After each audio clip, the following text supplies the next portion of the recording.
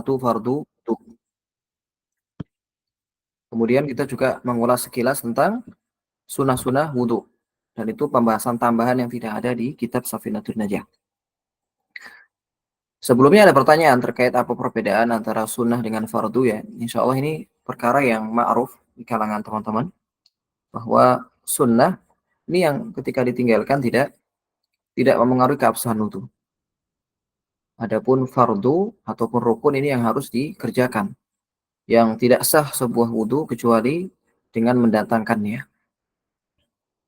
Nah, ketika membahas tentang fardu-fardu wudu, penulis menjadikan pembahasan niat dan tertib itu pada pasal tersendiri.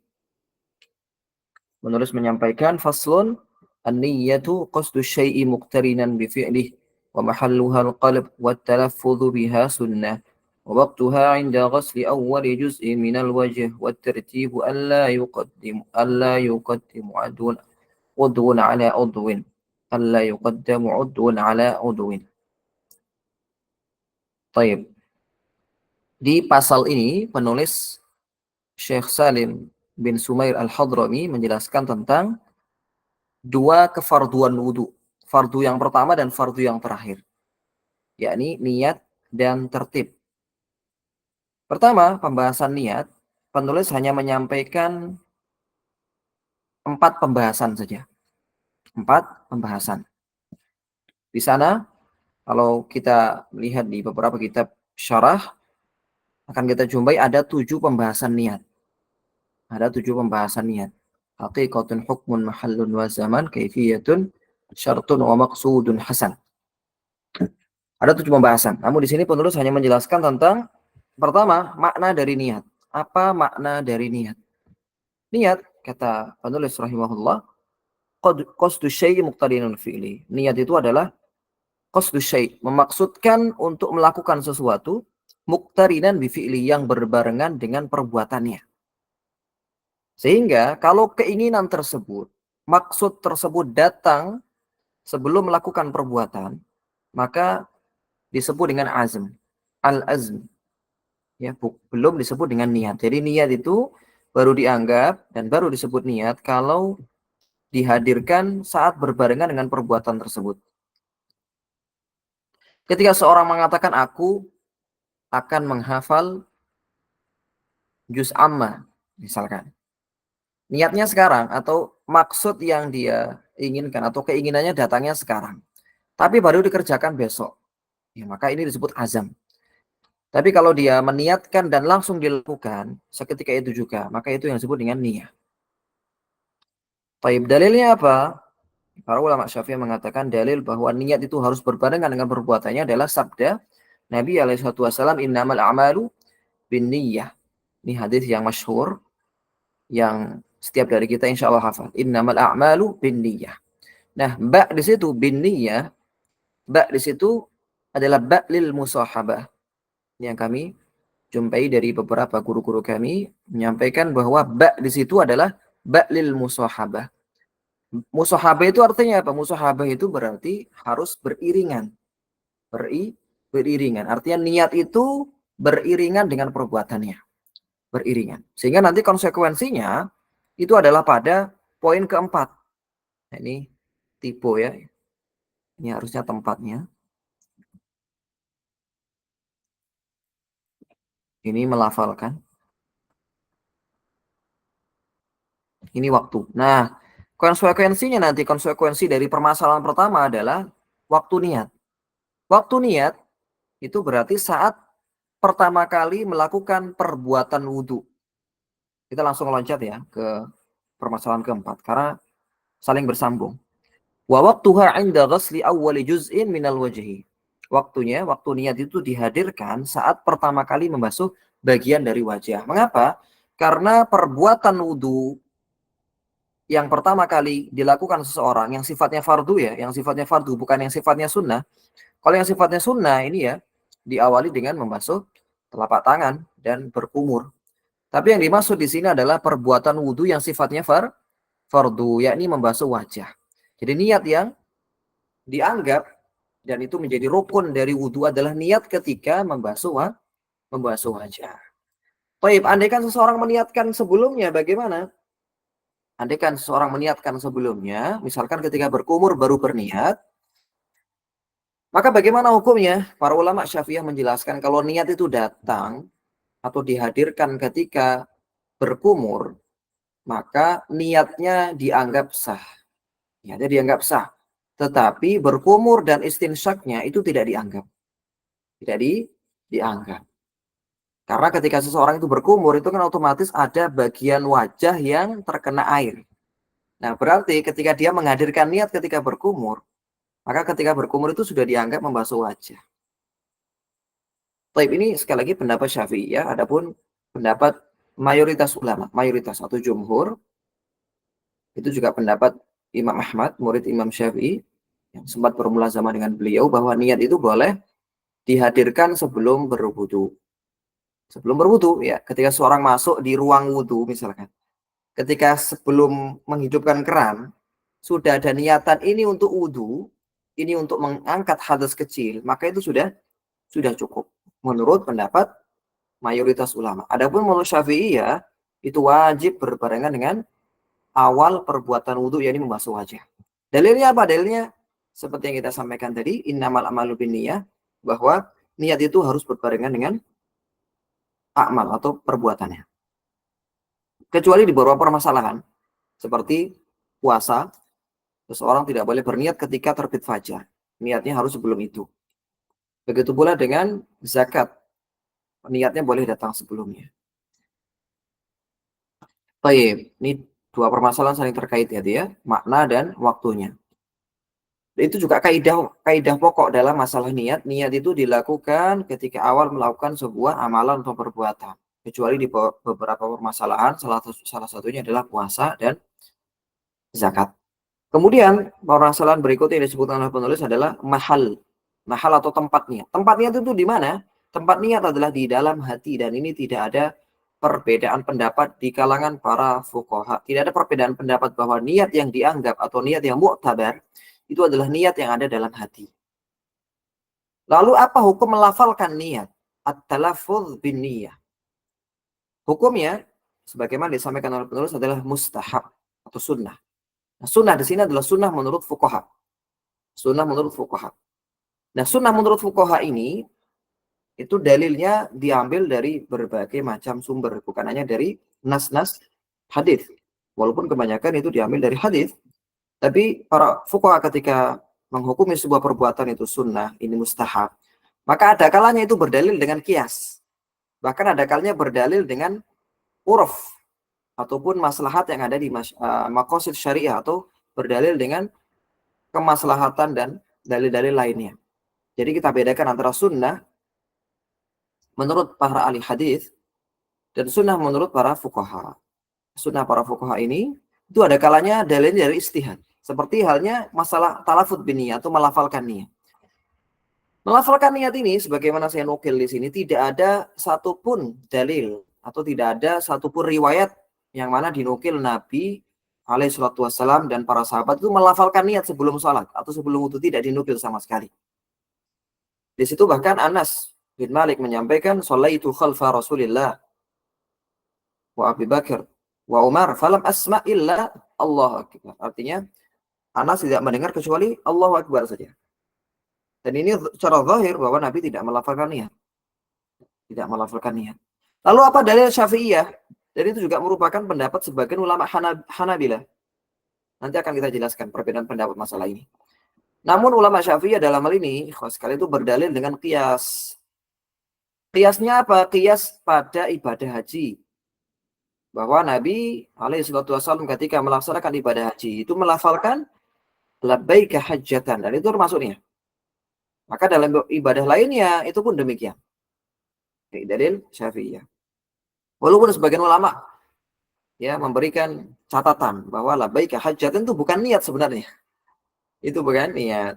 Ala kulli hal, ini pendalilan dari ulama kita. Ulama Syafi'iyah mengatakan talafut ini hukumnya sunnah atau dianjurkan sebelum melaksanakan ibadah. Tapi itu bukan niat yang dianggap. Para ulama Syafi'iyah yang mengatakan bahwa melafalkan niat itu hukumnya dianjurkan, tapi tidak menganggap bahwa itu niat yang mu'tabar, niat yang dianggap sebagai rukun. Ya, andai kan seorang itu melafalkan niat tapi hatinya kosong dari niat, maka tidak dianggap. Tidak dianggap. Karena yang penting adalah niat yang ada dalam hati. Kemudian di antara dalilnya juga itu adalah dalil wasail, wasilah. Ya, karena menghadirkan niat itu kan hukumnya wajib ya. Menghadirkan niat wajib. Nah, sarana untuk menghadirkan niat itu adalah melafalkannya. Agar seseorang itu ketika membasuh wajah itu bisa menghadirkan niat, maka di antara sarananya adalah apa? Melafalkan niat. Sehingga dari situ melafalkan niat itu merupakan wasilah untuk melaksanakan sebuah kewajiban. Sehingga kita hukumi sebagai sebuah perbuatan yang dianjurkan atau disunnahkan. Kalau hal ini pendalilan ulama Syafi'iyah dan tidak ada satupun ulama Syafi'iyah yang mengatakan wajib. Kalau ada yang mengatakan wajib itu pendapat yang syadz. Syadz itu pendapat yang menyelisihi para ulama Syafi'iyah, pendapat yang nyeleneh ya bahasanya. Jadi hukumnya adalah mustahab atau dianjurkan. Lalu apa dalilnya? Tadi sudah kita jelaskan. Kemudian perbedaan pendapat terkait masalah melafalkan niat ini. Saya nukilkan 3 pendapat dari Hanafiyah, Malikiyah, dan Hanabilah. Dan ini masing-masing saya ambil dari rujukan aslinya, rujukan kitab madhabnya. Pertama dari pendapat Hanafiyah. Itu sebagaimana dinukil oleh Ibnu Nujaim dalam Al-Bahru Ar-Ra'iq. Beliau mengatakan bahwa ada khilaf di kalangan para ulama Hanafiyah. Ada yang mengatakan mustahab, sebagaimana ulama Syafi'iyah. Ada yang mengatakan mubah, boleh. Enggak mustahab, enggak juga makruh. Ada yang mengatakan makruh. Tapi tidak ada yang mengatakan haram. Kemudian pendapat Malikiyah, ulama Malikiyah mengatakan khilaful aula, menyelisih yang utama. Yang utama adalah tidak melafalkan niat. Tapi kalau dia melafalkan niat, ya maka hukumnya khilaful aula. Tapi dikecualikan kalau orang itu terhinggapi was-was, terkena penyakit was-was. Artinya hatinya itu selalu ragu, ini udah niat atau belum ya, udah niat atau belum ya. Maka dalam hal ini dianjurkan untuk melafalkan niat. Dianjurkan untuk melafalkan niat atau mustahab. Sebagian berpendapat tidak disunahkan. Nah, sekarang Hanabilah mazhab Hambali. Dalam ini pendapat mutaakhir Hanabilah. Sebagaimana saya nukil dari pendapat Imam Al-Buhuti dari Kasyaful Kinan. Atau Al-Insaf ya di sini. Saya ada Al-Insaf, kemudian juga dari Kasyaful Kinan. Apa hukumnya? Hukumnya ini ada khilaf di kalangan Hanabilah. Sebagian mengatakan sunnah, sebagian lagi mengatakan bid'ah, tidak dianjurkan, tidak disunahkan. Dan itu pendapat yang difatwakan oleh para ulama kontemporer di Saudi Arabia. Melafalkan niat ini tidak disyariatkan. Ala kulli hal melafalkan niat, teman-teman. Andaikan kita tidak mengamalkannya, maka setidaknya kita mengakui bahwa itu adalah pendapat atau itu adalah perkara yang khilaf di dalamnya, itu khilaf yang muktabar. Khilaf yang muktabar di kalangan para fuqaha 4 mazhab. Walaupun tidak dinukil dari para a'immatu al-Islam, dari mereka yang melafalkan niat, kecuali dari Imam Syafi'i. Itu sebagian ashab, sebagian ulama Syafi'iyah menukil bahwa Imam Syafi'i pernah melafalkan niat sebelum melaksanakan sholat. Walaupun ada perbedaan pendapat terkait keabsahan riwayat tersebut. Sebagian mengatakan riwayat tersebut sahih dari Imam Syafi'i, sebagian mengatakan tidak. Ini yang pernah dengar dari salah satu profesor dari Saudi Arabia yang menjadi pengajar di Masjid Nabawi, Syekh Abdul Salam Asy-Syuair, ketika menjelaskan masalah talafudz bin niat, itu menyampaikan apa yang seperti kita sampaikan tadi. Ya. Imam Syafi'i pernah melafalkannya pada sholat. Tapi walau alam apakah beliau mendawamkannya, merutinkannya atau tidak, ini perlu untuk ditelisik lagi. Wallahu ta'ala alam. Kita akan berikan catatan. Para ulama yang mengatakan melafalkan itu mustahab, ya tadi yang mengatakan mustahab itu siapa? Hanafiyah, kemudian Malikiyah kalau dihinggapi waswas, begitu pula Hanabilah, begitu pula Syafi'iyah. Berarti dari kalangan 4 mazhab itu ada yang mengatakan mustahab, bukan hanya Syafi'iyah saja ya. Sebagian menganggap bahwa Syafi'iyah saja itu yang mengatakan talafudz itu sunnah. Tidak. Di sana ada ulama lain mengatakan talafudz itu juga dianjurkan. Tapi yang mengatakan talafudz itu mustahab atau dianjurkan, maka yang dimaksud adalah at-talafudzu sirron, melafalkan dengan lirih. Lirih itu hanya didengar dirinya sendiri, bukan didengar orang di samping kiri kanannya. Adapun kalau sampai terdengar orang kiri kanannya, bahkan satu masjid semuanya bisa dengar, itu namanya jahar. Dan itu yang tidak boleh. Itu yang tidak boleh. Al-jahru binniyah, itu yang tidak boleh. Karena dianjurkan tadi itu adalah untuk kemaslahatan dirinya sendiri, bukan untuk orang lain. Demikian. Jadi yang diamalkan sebagian kaum muslimin di Indonesia ini kurang tepat. Ketika melafalkan niat, usolli dan semisalnya, dengan mengeraskan hingga didengar orang di sampingnya. Atau bahkan imam masjid melafalkan niat dengan mikrofon. Maka ini juga sesuatu yang tidak tepat. Walaupun tidak memengaruhi keabsahan sholat ya, tapi tidak sesuai dengan pendapat Syafi'iyah. Ya, kalau Mas Syafi'iyah sebelum sholat itu diam. Dalam artian tidak dengar siapapun. Kalau dia ingin melafalkan, ya itu amalan pribadinya. Demikian, Allah Ta'ala alam. Kemudian seluruh ulama bersepakat bahwa niat yang dianggap atau yang muktabar adalah apa yang ada dalam hati. Seandainya seorang itu melafalkan niat namun hatinya tidak menghadirkan niat sama sekali, maka tidak dianggap berniat. Allah Ta'ala alam. Lalu apa niat yang dihadirkan saat berwudu? Maka seseorang bisa menghadirkan salah satu di antara niat-niat berikut. Seseorang bisa meniatkan mengangkat hadas. Nah, niat ini, ikhlas sekalian, tidak diwajibkan dengan bahasa Arab. Karena niat bukan ibadah lisan. Niat itu ibadah hati. Sehingga ibadah hati ini tidak harus dengan bahasa Arab. Seseorang boleh meniatkan dengan bahasa Indonesia. Ya, meniatkan untuk mengangkat hadas. Meniatkan untuk melakukan sesuatu yang diwajibkan toharoh. Seperti orang mau sholat. Dia meniatkan ini wudu atau ini toharoh untuk sholat. Saya ingin toharoh bersuci untuk sholat. Bisa. Seseorang ingin menyentuh mushaf. Dia wudu dulu. Dengan niat ingin menyentuh mushaf. Ya, wudunya ingin menyentuh mushaf. Maka sah. Ya, terangkat hadasnya. Atau berniat melakukan kewajiban wudu. Atau berniat wudu saja. Itu sudah sah. Jadi niat itu sebenarnya ibadah yang ringan. Kadang yang membuat berat itu karena kita menganggap niat itu ibadah yang memerlukan seperti tadi dilafalkan, kemudian ada lafal khusus, ada siroh khusus. Jadi kadang yang membuat sebagian kaum muslimin itu was-was dan berat gitu ya. Padahal tidak. Para ulama Syafi'iyah sendiri yang mengatakan bahwa talafut itu dianjurkan. Niat itu cukup niat-niat berikut ya. Cukup niat berikut. Adapun meniatkan itu lillahi ta'ala, meniatkan seperti lafal nawa itu, maka itu tidak wajib. Andaikan dia meniatkan misalkan ini wudu untuk mengangkat hadas, ini meniatkan saya berniat wudu, itu sudah cukup dalam hatinya, ya sudah dianggap cukup. Taib. Sekarang kalau orang yang hadasnya terus menerus, yang mana hadasnya itu tidak berhenti, seperti orang yang terkena beser atau salisul baul atau wanita yang istihadhah, yang mana darahnya keluar terus menerus. Apa yang harus dia niatkan? Apakah boleh dia meniatkan mengangkat hadas? Jawabannya tidak boleh. Tidak boleh. Dia harus meniatkan untuk istibahatus shalah namanya. Niat istibahah. Apa istibahah itu? Istibahah itu niat agar dibolehkan sholat. Sebagaimana orang yang tayamum. Orang yang tayamum. Niatnya bukan niat mengangkat hadas, tapi niatnya istibahah. Jadi dia niat wudu untuk diperbolehkan sholat. Nah, gitu ya. Lafalnya. Atau apa yang dia hadirkan di dalam hatinya.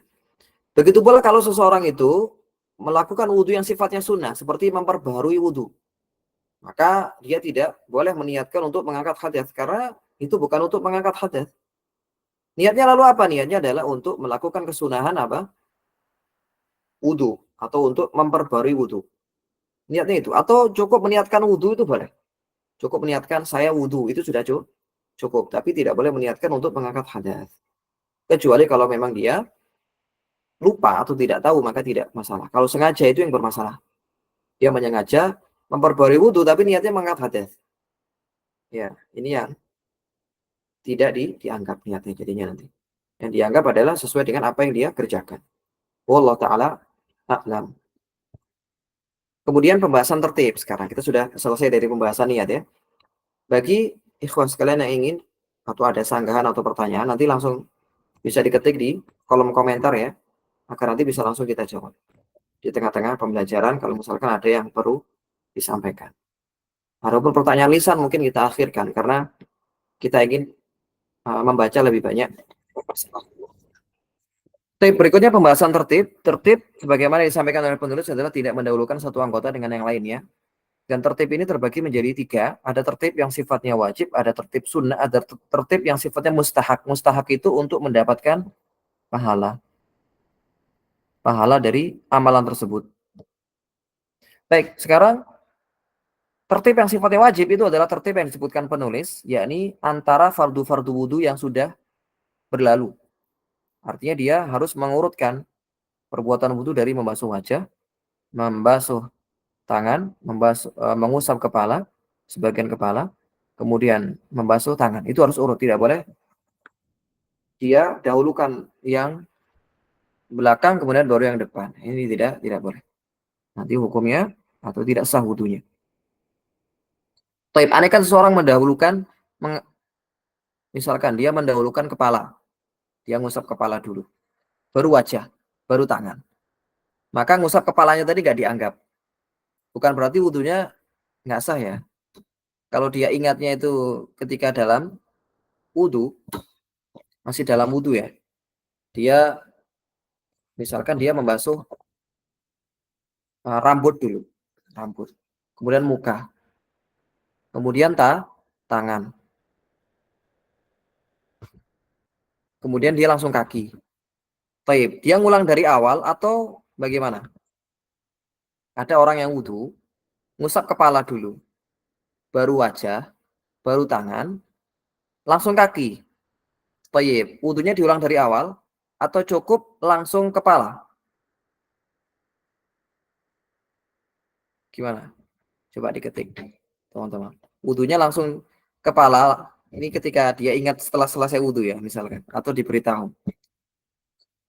Gimana? Dia ngulang dari awal? Iya, bukan dari awal, Ustaz. Bukan dari awal. Ya, dari dia langsung apa? Langsung kepala. Langsung kepala, tapi setelah kepala wajib dibasuh juga. Jadi yang tidak sah itu adalah yang diulang adalah dari kepala saja, maksudnya dari kepala kemudian langsung bagian setelahnya. Adapun membasuh wajah, tangan itu dianggap sah. Itu dianggap sah. Karena di Syafi'iyah itu tidak disyaratkan, ya langsung roksun, benar. Langsung roksun. Tapi setelah roksun, setelah kepala, dia juga harus meneruskan. Tapi jarang insya Allah ya, jarang ada orang yang wudunya itu nggak urut. Kecuali yang nomor 3 nantinya. Itu mungkin beberapa ada yang nggak urut. Lebih dari 3 basuhan boleh nggak? Hukumnya makruh. Basuhan keempat itu makruh. Basuhan keempat, kelima itu makruh. Sunahnya 3. Adapun yang lebih dari itu, faman zada faqad asa'a. Kata Nabi SAW. Barang siapa yang menambah dari 3 itu telah berbuat sesuatu yang tidak baik. Taib. Kemudian sekarang tertib yang sifatnya sunnah. Tertib yang sifatnya sunnah. Itu adalah mendahulukan bagian kanan baru kiri. Itu sunnah. Pada tangan dan kaki. Tapi ya, pada tangan dan kaki. Adapun pada selain tangan dan kaki, itu tidak ada kesunahan mendahulukan yang kanan. Seperti membasuh telinga. Itu sunahnya langsung. Jadi satu. Termasuk membasuh wajah, itu langsung satu sunahnya. Tidak perlu kanan dulu, kiri. Tidak. Jadi kanan, kiri itu hanya pada tangan dan kaki. Tangan dan kaki. Andaikan dia mendahulukan yang kiri dulu, wudunya tetap sah, tetapi dia tidak mendapatkan kesunahan apa? Mendahulukan yang kanan. Kemudian sekarang yang sifatnya mustahak. Tertib yang mustahak. Ini ada sebagian yang baru dengar ini ya. Apa itu maksudnya? Tertib yang mustahak itu adalah mendahulukan basuhan telapak tangan, lalu kumur, lalu masukkan air ke hidung. Telapak tangan, berkumur, lalu hidung. Nah itu dilakukan secara urut. Untuk mendapatkan kesunahan tiga-tiganya. Ya, jadi untuk mendapatkan kesunahan tiga-tiganya, membasuh tangan, kumur, hidung, itu dilakukan secara urut. Kalau dia mendahulukan misal yang harusnya nomor 2, misalkan apa? Dia mendahulukan, di sini saya contohkan, andaikan dia mendahulukan berkumur atau memasukkan air ke hidung sebelum urutannya, maka nggak dianggap. Misalkan apa? Dia kumur dulu. Kumur, kemudian basuh tangan, kemudian hidung. Maka basuh, maka berkumur tadi nggak dianggap. Berkumur tadi nggak dianggap. Yang dianggap adalah membasuh tangan dan hidung. Kenapa? Karena yang harusnya nomor 2 dia dijadikan nomor 1. Kan berkumur harusnya nomor 2. Dia dijadikan urutan 1. Maka yang urutan 1 tadi berkumur nggak sah hitungannya. Termasuk kalau dia mendahulukan misalkan istinsyak dulu. Hidung ya. Hidung, kemudian tangan, baru kumur. Maka hidung tadi nggak dianggap. Kalau seseorang kumur dulu, hidung, baru tangan. Coba, yang dianggap yang mana? Dia kumur, hidung, baru ngusap tangan. Yang dianggap yang mana? Yang dianggap atau dia mendapatkan kesunahan yang mana? Teman-teman. Dari kaidah tadi, kalau didahulukan sebelum urutannya, maka nggak dianggap. Benar, yang ketiga ya. Yang ketiga yang dianggap. Walaupun ada khilaf di situ. Ada khilaf di kalangan mutaakhir Syafi'iyah antara Ibnu Hajar dengan Imam Ar-Romli. Tapi ala kulli hal, yang saya sampaikan ini pendapat yang muktamad menurut Imam Ibnu Hajar. Jadi yang dianggap itu adalah yang sesuai urutannya. Sesuai urutannya. Ya, urutannya kan harusnya tangan dulu. Ini didahulukan apa? Sebelum tangan dia mendahulukan kumur dan istinsyak, maka tidak dianggap. Nah, dalilnya apa? Dalilnya ini adalah perbuatan Nabi SAW. Ya, jadi perbuatan Nabi yang dinukil oleh para sahabat ketika berwudu itu mendahulukan telapak tangan, kemudian berkumur, hidung, dan istinsyak. Baik, ini pendapat Syafi'i dan itu pendapat yang mungkin lebih hati-hati agar kita mendapatkan kesunahan ketika perkara tersebut. Andaikan seorang nggak urut pun itu nggak mempengaruhi keabsahan ya. Kenapa? Karena ini sifatnya nggak wajib. Tertib yang wajib itu hanyalah pada apa? Fardu-fardu wudu. Pada fardu-fardu wudu. Tip sekarang beberapa permasalahan. Permasalahan pertama, hukum mandi biasa. Mandi biasa itu mandi untuk mendinginkan badan misalkan. Dengan shower atau gayung. Dan dia meniatkan wudhu. Apa hukumnya? Nah ini ada perincian. Para fuqaha itu tidak langsung memberikan hukum, tapi merinci.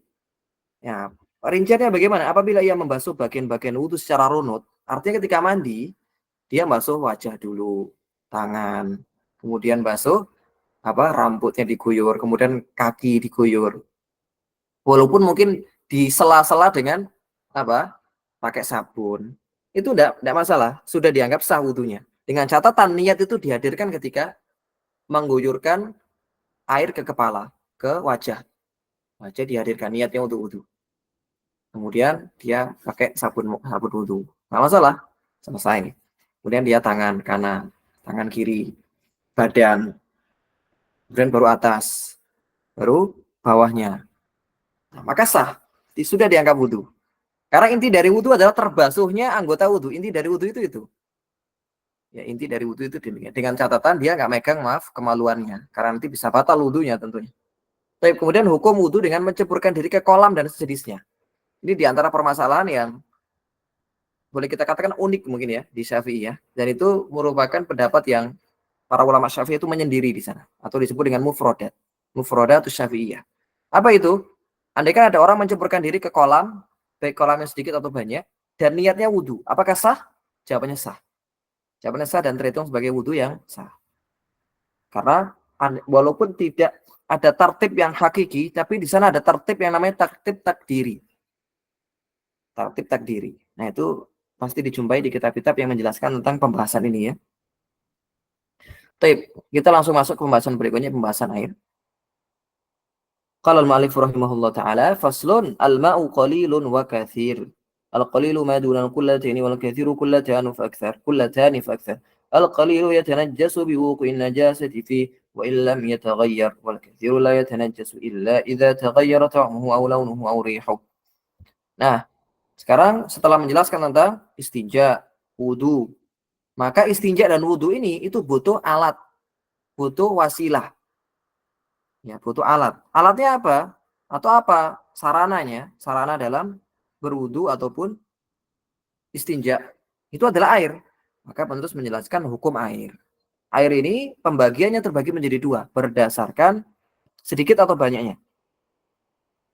Berdasarkan sedikit atau banyaknya itu terbagi menjadi dua. Ada air sedikit, ada air banyak. Air sedikit itu apa? Air sedikit adalah kata penulis alaih rahimahullah al-qalilu madunal kullatain. Sedikit itu kurang dari 2 kulah. Adapun banyak itu yang lebih dari 2 kulah atau 2 kulah atau lebih. Berarti 2 kulah masuk banyak atau sedikit? Masuk banyak.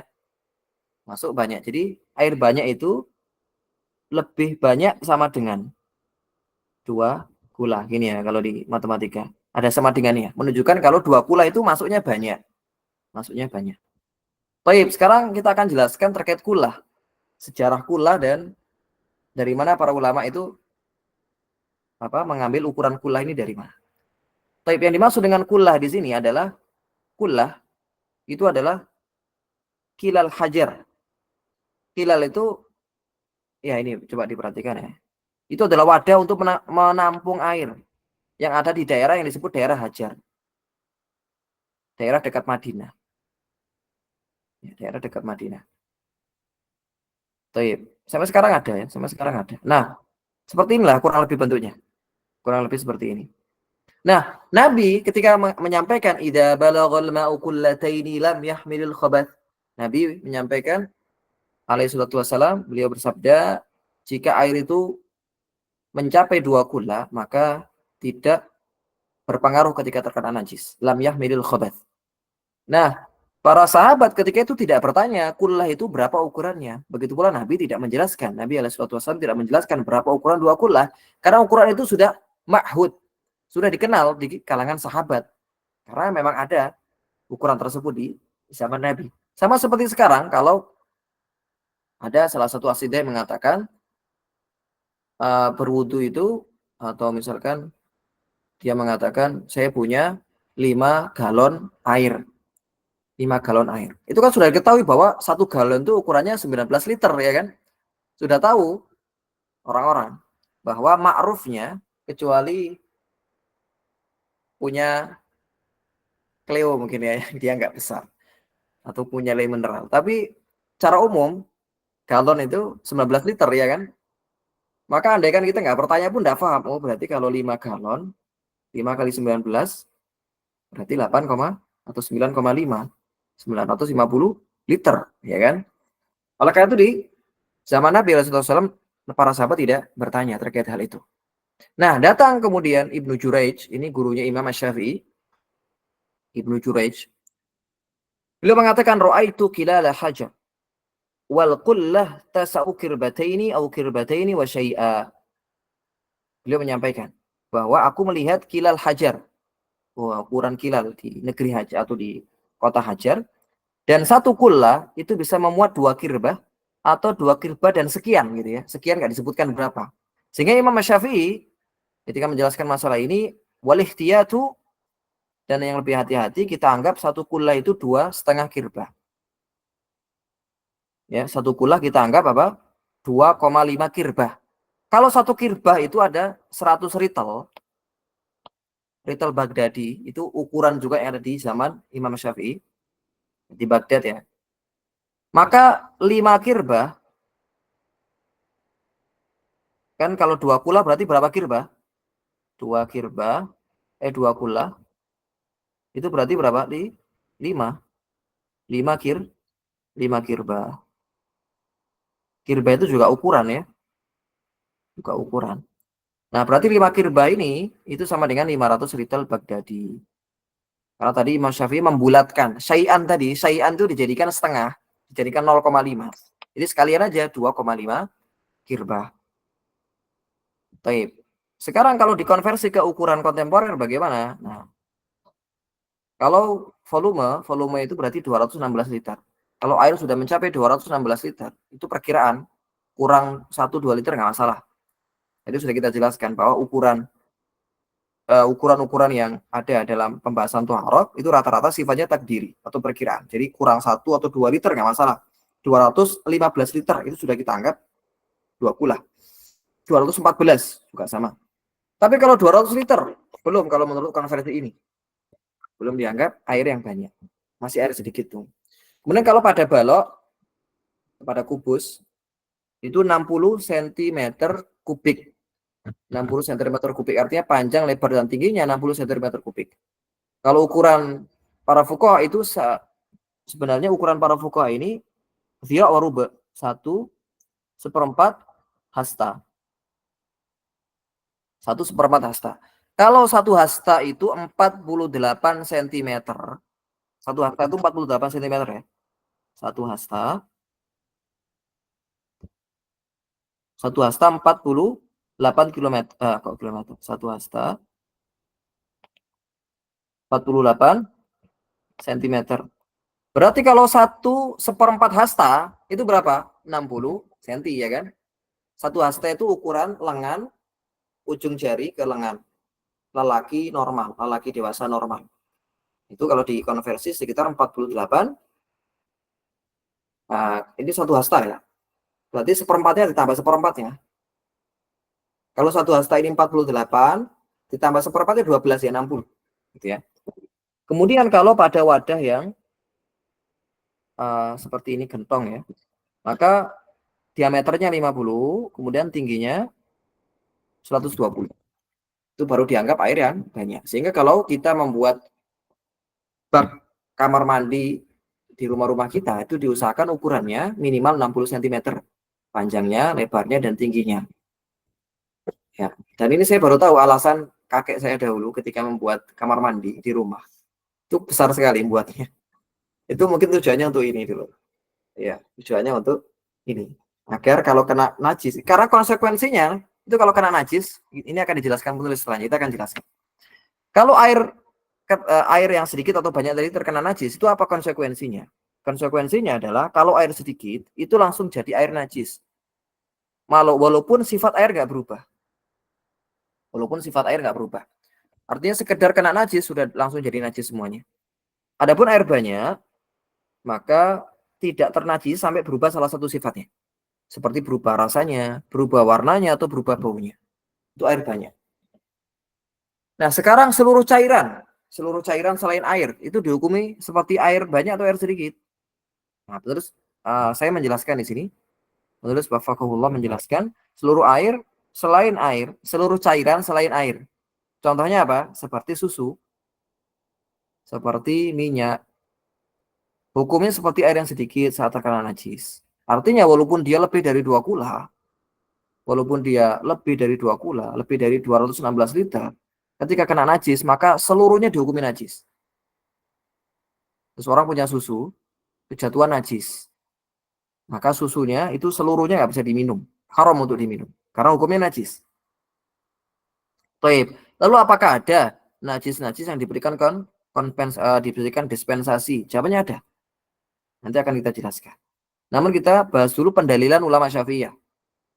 Ulama Syafi'iyah ini berdalil dengan 2 hadis. Yang pertama, hadis Abu Umamah yang mengatakan innal ma'a la yunajjisu syai'un illa ma ghalaba ala rihihi wa ta'mihi wa launi. Ini ijma atau bersepakat. Dari hadis ini, para ulama bersepakat bahwa air kalau kena najis dan berubah ya salah satu sifatnya, maka langsung dihukumi najis. Baik sedikit atau banyak. Itu hukum yang para ulama itu bersepakat, tidak ada khilaf. Yang menjadi khilaf kalau nggak berubah sifatnya. Kalau nggak berubah. Maka para ulama Syafi'iyah ini berdalil dengan hadisnya Ibnu Umar radhiyallahu anhuma. Idza kana al-ma'u qullataini lam yahmilil khabath wa fi lafdhin lam yanjus.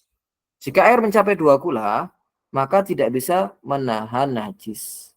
Dan riwayat lain tidak ternajisi. Nah, hadis ini punya makna secara tekstual, punya makna secara kontekstual, punya makna secara tersurat, punya makna secara tersirat. Atau dalam bahasa usul fikihnya mantuk dan mafhum. Makna tersirat atau mantuknya, air itu kalau mencapai 2 kula, kena najis, dan nggak berubah, maka nggak dihukumi najis. Nggak dihukumi najis. Nah, difahami dari situ, ini berarti makna tersirat atau mafhumnya, kalau kurang dari 2 kula, ini kan, kurang dari 2 kula, maka kalau terkena najis, langsung dihukumi najis. Walaupun nggak berubah sifatnya.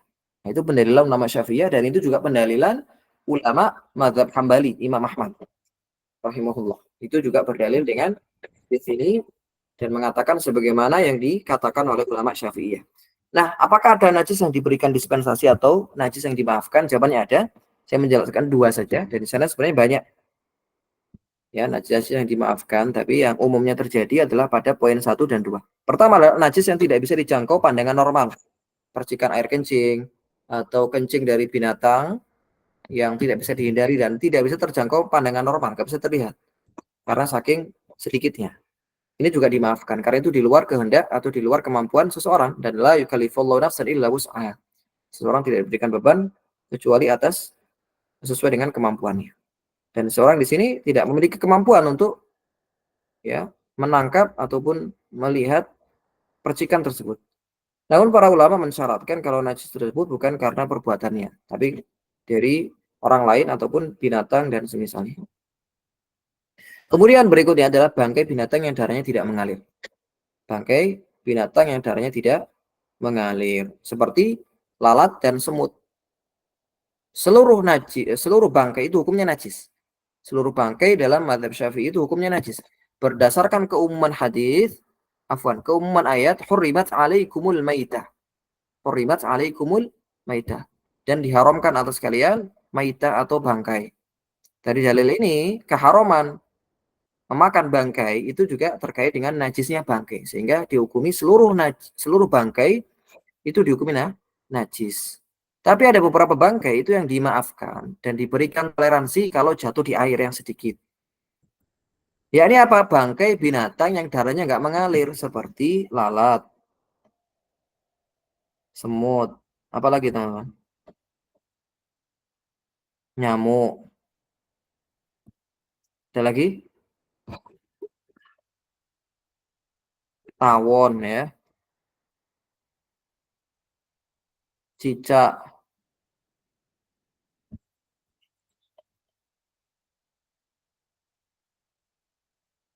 Ya, cicak juga masuk dalam hal ini. Kalau jatuh di air yang sedikit, maka airnya nggak jadi najis. Airnya nggak jadi najis, langsung kita ambil dan tetap bisa dipakai airnya. Walaupun sudah kejatuhan najis. Termasuk kalau kita sedang mencuci baju, air yang akan dibuat mencuci kok terkena cicak ya, maka airnya itu nggak najis. Kita ambil aja dan nggak masalah. Termasuk kalau cairan selain air, seperti susu tadi. Susu kejatuhan cicak. Susunya itu tetap bisa diminum. Atau kejatuhan misalkan lalat, tetap bisa diminum. Nah, dalilnya apa? Dalilnya adalah hadis Abu Hurairah yang mana Nabi menyampaikan idza waqa'a dzubabu fi ina'i ahadikum la falyaghmishu kullah thumma liyatrahu.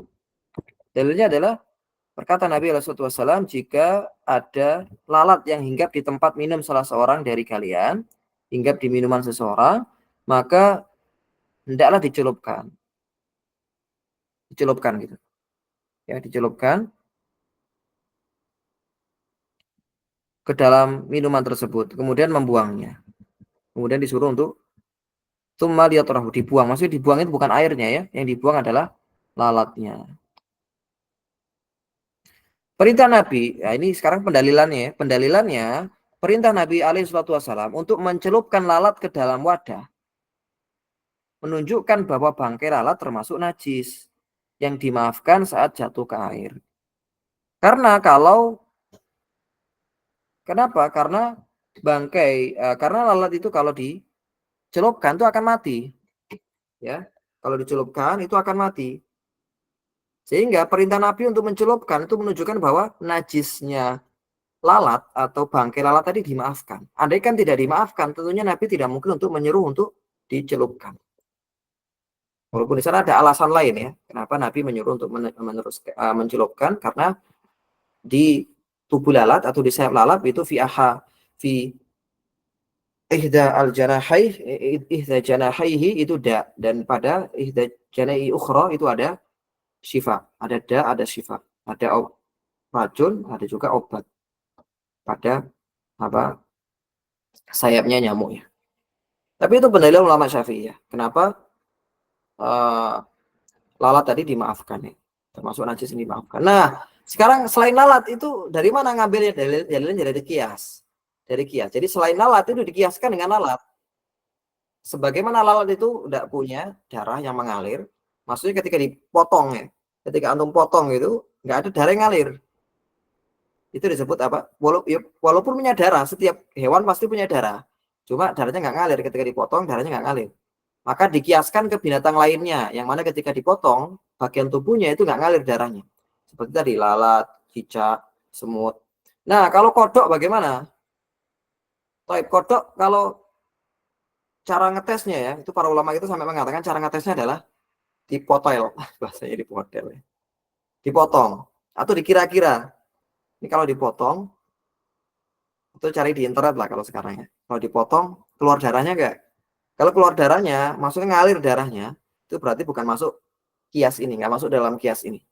Jadi saya belum mengetahui juga ya, apakah bangkai kodok itu dimaafkan. Coba dilihat nanti, apakah kodok itu darahnya ngalir atau tidak. Dengan cara kalau dipotong, bagian tubuhnya ngalir nggak darahnya. Kalau kecoa jelas, kecoa itu dia masuk binatang yang dimaafkan karena darahnya nggak ngalir. Darahnya nggak ngalir. Tapi kalau nyamuk bagaimana nyamuk? Masuk nggak?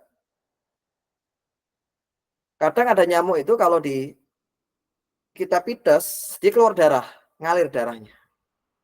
Masuk nggak nyamuk? Masuk. Iya, masuk dimaafkan. Karena darah yang ada pada nyamuk itu darahnya orang lain, bukan darahnya nyamuk. Itu darah kita yang dihisap oleh nyamuk. Jadi nyamuk juga termasuk binatang yang dimaafkan kalau jatuh di air, termasuk jatuh di minuman kita. Tidak masalah. Tapi kalau jijik ya, tidak masalah tidak diminum ya. Nyamuk tidak. Kenapa tidak? Kenapa tidak, Ustaz? Tapi kalau yang saya pahami nyamuk ini walaupun ada darah yang ketika dipites ngalir itu bukan darah dari si nyamuk ya, tapi itu darah yang diambil dari darah manusia. Karena ada beberapa nyamuk itu kalau belum menghisap darah itu ya nggak ada darahnya kalau dipites. Allah taala alam. Termasuk dalam ini laron ya yang mungkin sering banyak apa hinggap di minuman atau air ketika musim penghujan. Itu kan banyak laron ya biasanya. Laron itu juga dimaafkan. Baik. Namun disyaratkan, sekarang ada syaratnya. Sekarang ada syaratnya. Dimaafkan itu dengan dua syarat. Yang pertama, tidak merubah sifat air. Artinya, tidak merubah sifat air, warna, rasa, dan baunya nggak berubah. Tapi bila sengaja dijatuhkan, maka air menjadi ternajisi. Bila sengaja dijatuhkan. Afwan, ini syarat kedua. Syarat kedua, tidak sengaja dijatuhkan oleh orang tersebut.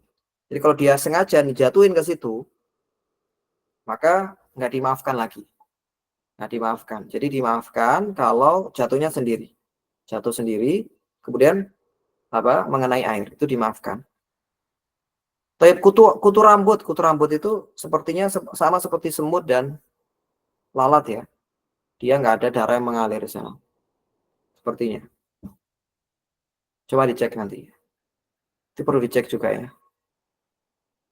Apakah darahnya ngalir atau tidak. Tapi yang saya pahami, kalau kutu rambut itu juga mengalir darahnya. Dan makanya kalau dipotong, bagian tubuhnya itu nggak ngalir. Tapi pasal berikutnya. Ini ada pertanyaan terkait hal ini sebenarnya tadi. Terkait tentang pembahasan mandi.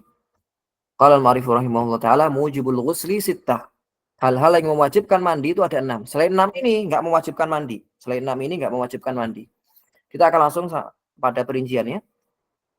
Pertama adalah masuknya kepala zakar ke farji. Ilajul hasyafati fil farji. Masuknya kepala zakar ke farji.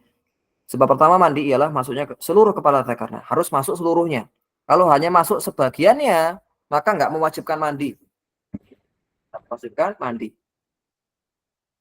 Baik kubul atau dubur. Nah, kalimat farji dalam bahasa Arab itu mencakup kubul dan dubur. Mencakup jalan depan dan jalan belakang. Meskipun tanpa disertai keluarnya mani. Ya, meskipun tanpa disertai keluarnya mani, tetap mewajibkan mandi. Begitu pula apabila seseorang ini memakai alat kontrasepsi. Maka tetap mewajibkan mandi. Masuk dengan memakai alat kontrasepsi. Tapi tidak sampai inzal. Tidak sampai keluar. Maka tetap mewajibkan mandi. Tetap mewajibkan mandi dan puasanya juga batal kalau itu bulan puasa. Puasanya batal walaupun dia pakai alat kontrasepsi. Nah, dalilnya apa? Dalilnya adalah hadis Nabi alaihi wasallam, "Idza jalasa baina syu'abil arba' tsumma jahadaha faqad wajaba 'alaihi al-ghuslu." Dalam riwayat lain, wa illam yanzil. Wa illam yanzil. Jika laki-laki, maksudnya suami, telah berada di antara 4 anggota tubuh atau paha wanita, paha istrinya maksudnya, kemudian dia bersungguh-sungguh, maaf, dalam artian dukhul ya, atau masuk, maka wajib mandi janabah, walaupun nggak keluar mani. Itu dalilnya. Kemudian hadis kedua atau sebab kedua, sebab pertama tadi masuk ya ke farji, baik itu kubur atau dubur. Bahkan para ulama kita mengatakan walaupun itu masuk ke, maaf, duburnya, maaf, binatang atau farjinya binatang. Itu walaupun perbuatan kecil dan perbuatan yang haram, andaikan itu terjadi, nasallallahu salamah, itu tetap mewajibkan mandi. Meskipun dia, maaf, dimasukkan ke mayit. Andaikan dimasukkan ke mayit itu juga mewajibkan mandi. Tapi mayitnya nggak perlu dimandikan lagi. Jadi si orang yang memasukkan tadi itu yang apa? Selain ada hukuman had ya tentunya, dia juga wajib mandi karena berhadas besar. Kemudian berikutnya sebab-sebab mandi besar atau sebab-sebab hadas besar ya, itu adalah keluarnya air mani. Walaupun tanpa dukhul. Karena keluarnya mani ini bisa dengan banyak jalan atau banyak sebab. Bisa karena sakit, bisa karena mimpi, bisa karena maaf dukhul, jima, atau bisa karena maaf disengaja. Dalilnya adalah, dalil dari sebab ini adalah perkataan atau hadis Ummu Salamah radhiyallahu anha ketika beliau bertanya kepada Nabi alaihi wasallam, hal 'alal mar'ati ghuslun idza hiya ihtalamat, idza hiya ihtalamat, apabila dia bermimpi basah, apabila dia mimpi basah apakah ada mandinya? Maka Nabi menyampaikan, na'am idza ra'atil ma. Na'am, benar apabila dia melihat ada air yang keluar atau ada air mani yang keluar. Ini juga menunjukkan bahwa wanita itu keluar air mani juga dari dalil ini. Tayyib. Nah, sekarang ciri-ciri air mani. Ciri-ciri air mani atau maaf sperma. Pertama, keluar dengan syahwat. Ada keluar karena syahwat umumnya. Serta mengakibatkan lemasnya tubuh setelahnya. Keluarnya karena syahwat, setelahnya bisa mengakibatkan lemasnya tubuh. Kemudian baunya seperti mayang kurma. Atau adonan tepung saat masih basah. Atau seperti bau pandan. Bau pandan. Kalau masih basah. Kalau sudah kering seperti putih telur. Telur ayam. Bukan telur mata sapi, telur ayam. Kalau sudah kering. Keluarnya dengan memancar dan disertai dengan rasa lezat. Ya. Khuliqa min ma'in dafiq. Ketika Allah menyampaikan penciptaan manusia, bahwa manusia itu diciptakan dari air yang memancar.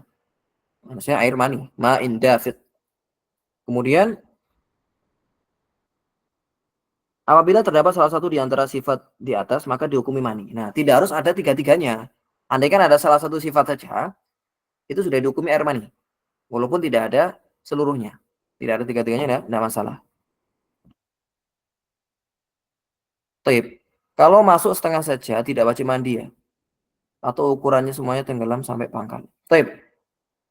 Ini bagus pertanyaannya. Ini sebenarnya saya berikan isyarat tadi. Seluruh kepala zakar itu berarti apa? Tidak wajib masuk seluruhnya. Maaf. Terpaksa saya gambarkan. Taib. Andai kan dia masuk hanya bagian kepalanya saja, maaf. Masuk ke, maaf, farji.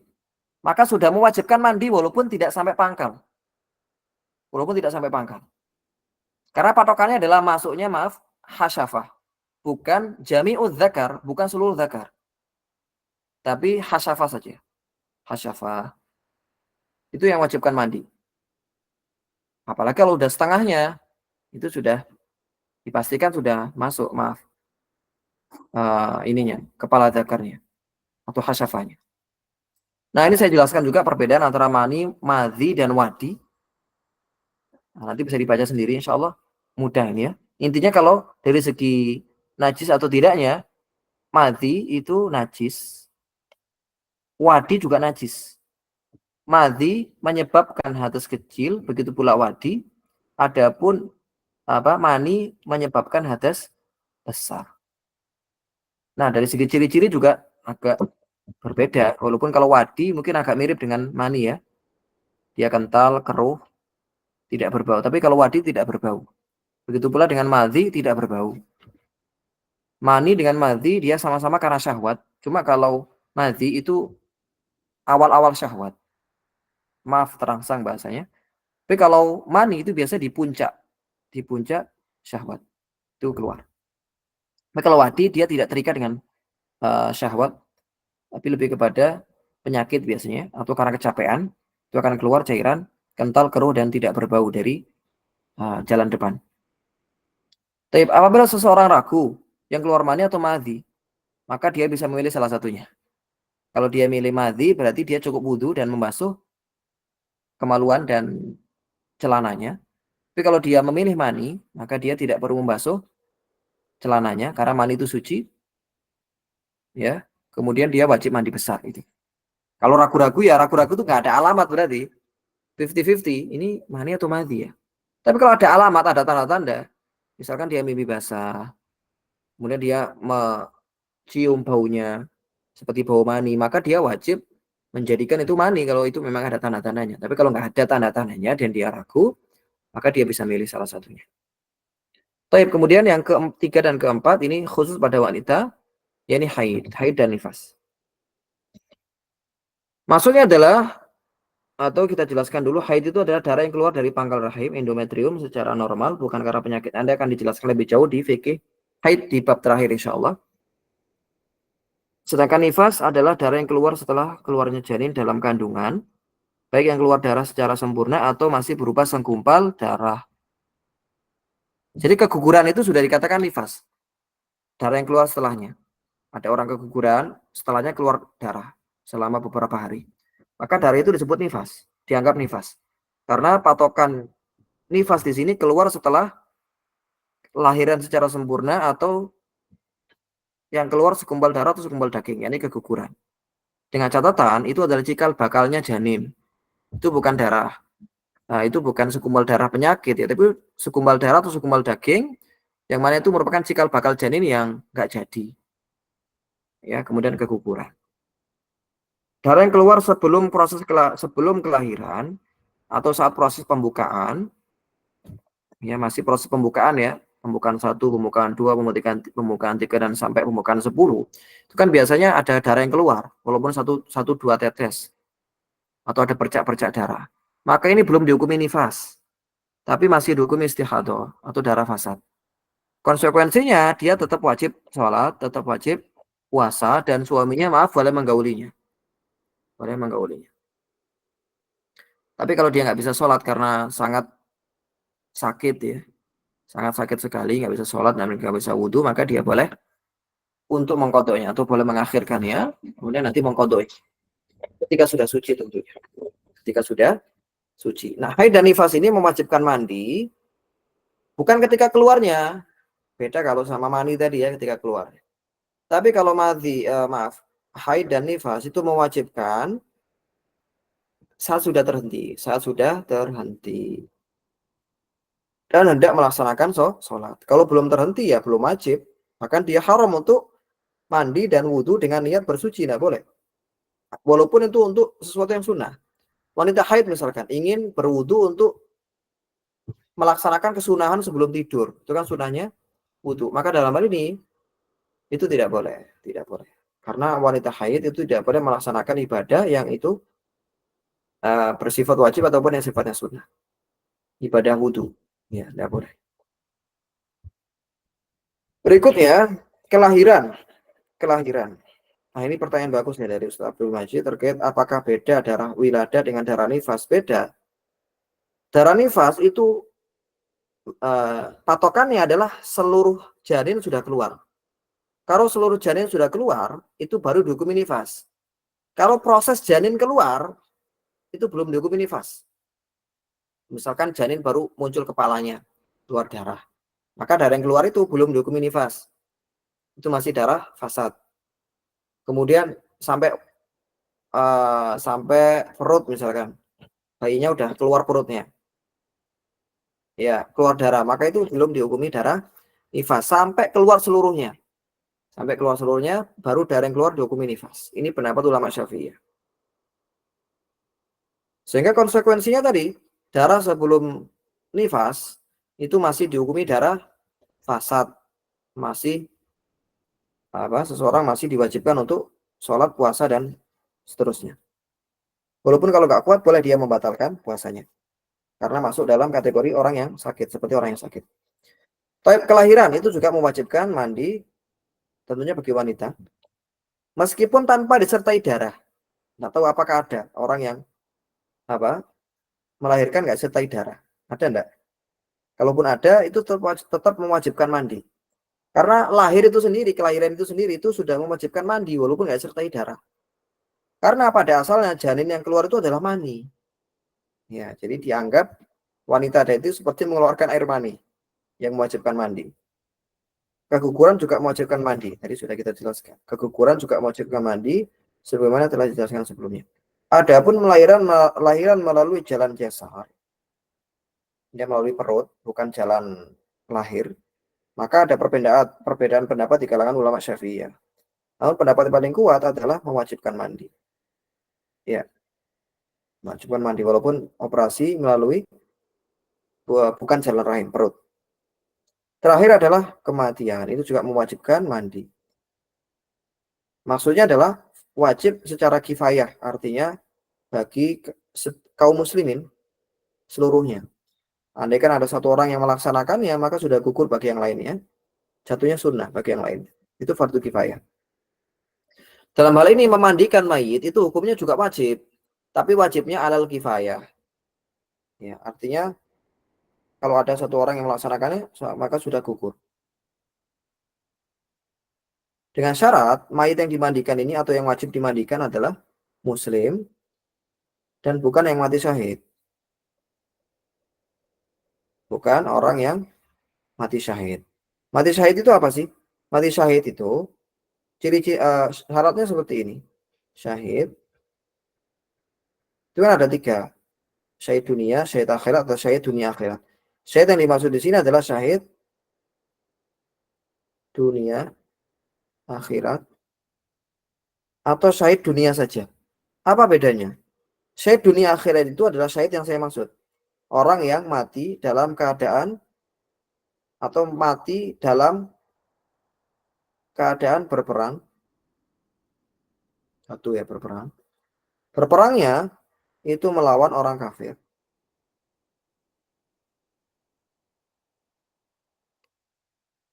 Nanti kalau melawan sesama kaum muslimin atau melawan apa? Pemberontak, melawan pemberontak,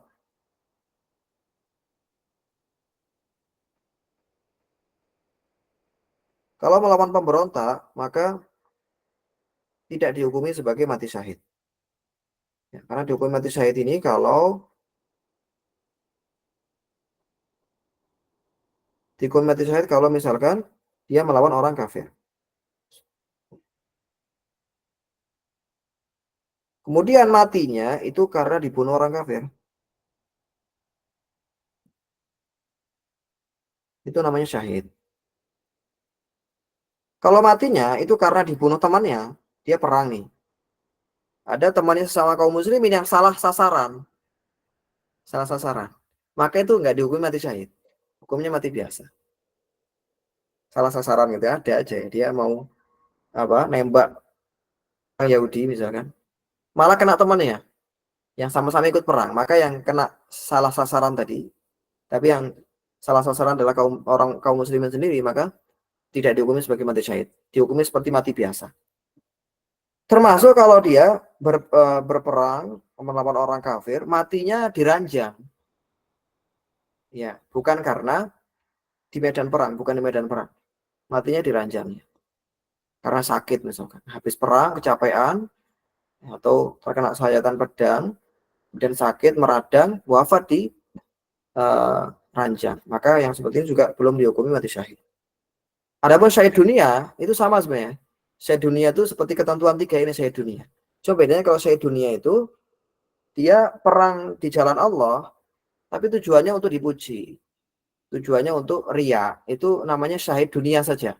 Di akhirat dia nggak disebut syahid. Tapi di dunia, hukumnya syahid. Di dunia. Dalam artian dia tidak dimandikan. Kemudian dia tidak disolati juga. Tidak dimandikan dan tidak disolati. Tapi dikafani dan dikuburkan. Baik, adapun janin. Nah, sekarang janin gimana? Wajib nggak dimandikan kalau meninggal? Maka ada ketentuan.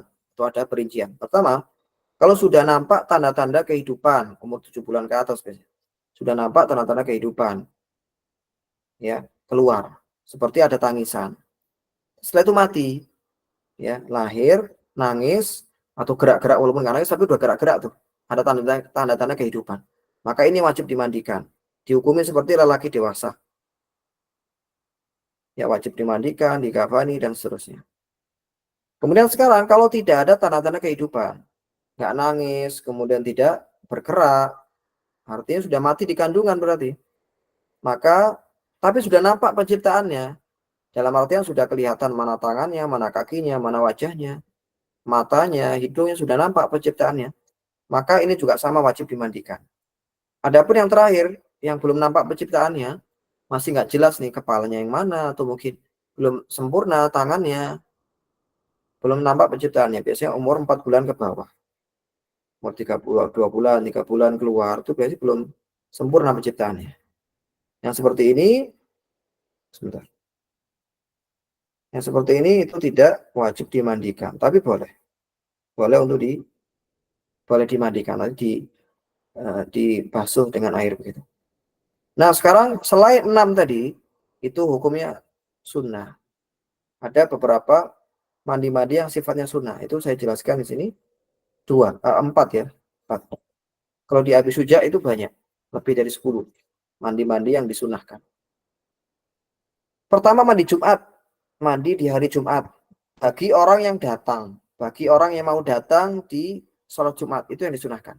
Adapun yang nggak mau datang, wanita ataupun orang yang sakit, nggak bisa Jumatan, maka nggak disunahkan untuk mandi Jumat. Dalil kesunahannya adalah man tawaddu'a yaumal jum'ati fabiha wa nikmat. Memeriktasala fal ghuslu afdal. Barang siapa yang berwudu di hari Jumat, maka itu baik. Namun barang siapa yang mandi, maka lebih afdol. Nah, kalimat lebih afdol itu menunjukkan bahwa sifatnya adalah sunnah, bukan sampai derajat wajib. Nah, waktunya kapan mulainya? Waktunya adalah dimulai setelah terbit fajar atau waktu subuh. Kalau dia mandi Jumat sebelum subuh, maka belum dianggap melaksanakan kesunahan mandi. Karena mulainya adalah setelah subuh. Tapi yang lebih utama itu mendekati pelaksanaan Jumat. Mendekati berangkat ke sholat Jumat. Karena ya, di antara tujuannya adalah karena Jumat ini tempat berkumpulnya dengan para manusia. Agar baunya tidak tercium orang samping kanan kirinya, maka disunahkan, salah satu hikmahnya adalah disunahkan untuk mandi. Dan disunahkan hanya untuk orang yang akan menghadiri Jumat. Sehingga wanita itu nggak ada kesunahan untuk mandi Jumat. Yang kedua, mandi hari raya. Mandi di hari raya. Baik Idul Fitri atau Idul Adha. Berdasarkan hadis Ibnu Umar, kana yaqtasil yawmal fitri qabla an yaghdua ila al-musalla. Abdullah bin Umar biasanya mandi di hari Idul Fitri sebelum berangkat ke tanah lapang di pagi hari. Nah, ada perbedaan. Waktunya itu dimulai sejak tenggelam matahari. Jadi berbeda dengan mandi, ya, berbeda dengan mandi Jumat tadi. Mandi Jumat dimulai setelah terbit fajar. Kalau ini dimulai sejak sejak tengah malam sudah dimulai waktunya. Karena waktu sholat Id itu kan juga mepet dengan terbitnya matahari. Setelah terbitnya matahari beberapa menit. Baik. Mau mati ya.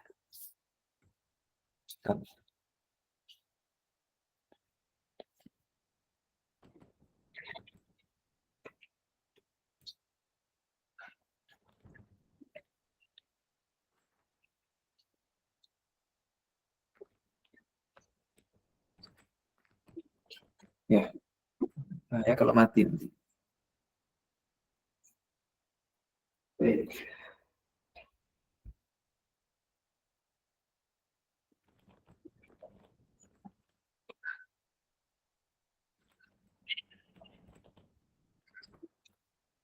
Nah, itu ya, mandi di hari raya hukumnya sunnah. Sunnah muakkadah. Sunnahnya bagi siapa? Sunnahnya bagi seluruh orang. Baik yang mau hadir ataupun tidak. Masuk wanita-wanita yang dia tidak hadir sholat Id, sholatnya di rumah, itu juga tetap disunahkan untuk mandi di hari Id. Waktunya kapan? Boleh dilakukan sebelum fajar. Karena mulainya adalah ketika tengah malam. Kemudian mandi setelah memandikan mayat, itu juga sunnah. Man iktasala mayitan falyagtasil. Barang siapa yang memandikan mayat, maka hendaklah dia mandi.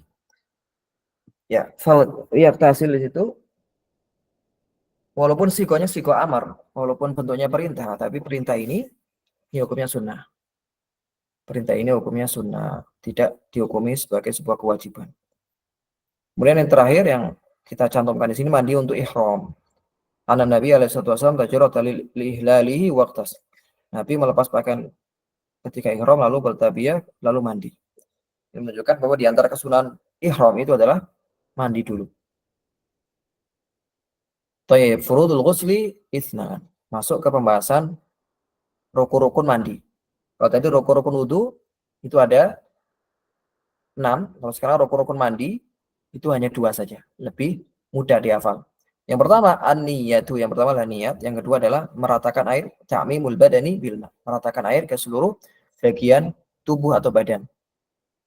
Kita awali dari yang pertama, niat. Pembahasan niat sama dengan sebelumnya dari segi maknanya, kemudian dari segi tempat niat itu, melafalkannya, kemudian juga kapan seseorang memulai niat. Nah, pembahasan yang baru di sini adalah apa yang diniatkan. Apa yang diniatkan ketika mandi besar atau mandi wajib. Pertama, dia bisa meniatkan mengangkat janabah. Niat mengangkat janabah atau menghilangkan janabah. Kemudian bisa juga meniatkan mengangkat hadas besar. Janabah itu karena jima ya, maaf. Kalau hadas besar ini karena wiladah, karena haid ataupun nifas. Bisa juga dia meniatkan kewajiban mandi atau mandi wajib, itu boleh. Tapi nggak boleh hanya meniatkan mandi. Kenapa? Karena mandi itu bisa untuk sesuatu yang mubah, bisa untuk sesuatu yang sifatnya ibadah. Sehingga perlu dibedakan karena fungsi dari niat adalah tamyizu al-adati mina al-ibadat. Membedakan antara kebiasaan dengan ibadah. Fungsi niat. Sehingga kalau dia hanya meniatkan mandi, mandi itu bisa untuk ibadah, bisa untuk sesuatu yang sifatnya adat. Beda dengan wudhu. Wudhu boleh meniatkan wudhu saja. Kenapa? Karena wudhu itu nggak mungkin dilakukan kecuali untuk ibadah. Nggak ada wudhu yang sifatnya mubah. Kalau mandi ada. Gitu ya. Kemudian salah satu dari niat ini dihadirkan saat pertama kali membasuh bagian dari tubuh, baik atas ataupun bawah. Berarti mandi ini nggak ada urutannya. Dia memulai dari bagian atas boleh, bagian bawah boleh. Ya, tapi baru dianggap kalau dia menghadirkan niat. Dia memulai dari bagian atas, berarti itu adalah awal perbuatan mandinya. Andai kan dia basuh kepala nggak ada niat, basuh kaki nggak ada niat. Ketika membayur badan baru ada niat mandi, maka perbuatan pertama atau yang dianggap sebagai perbuatan pertama mandinya adalah membasuh badan. Adapun kepala dan tangan, kepala dan kaki yang tadi di awal-awal nggak ada niat, maka wajib diulangi lagi nanti basuhannya. Wajib diulangi lagi sehingga kalau seseorang ingin wudhu itu adalah melakukan urutan wudhu yang nanti akan kita sampaikan. Wudhunya Nabi alaihissalam.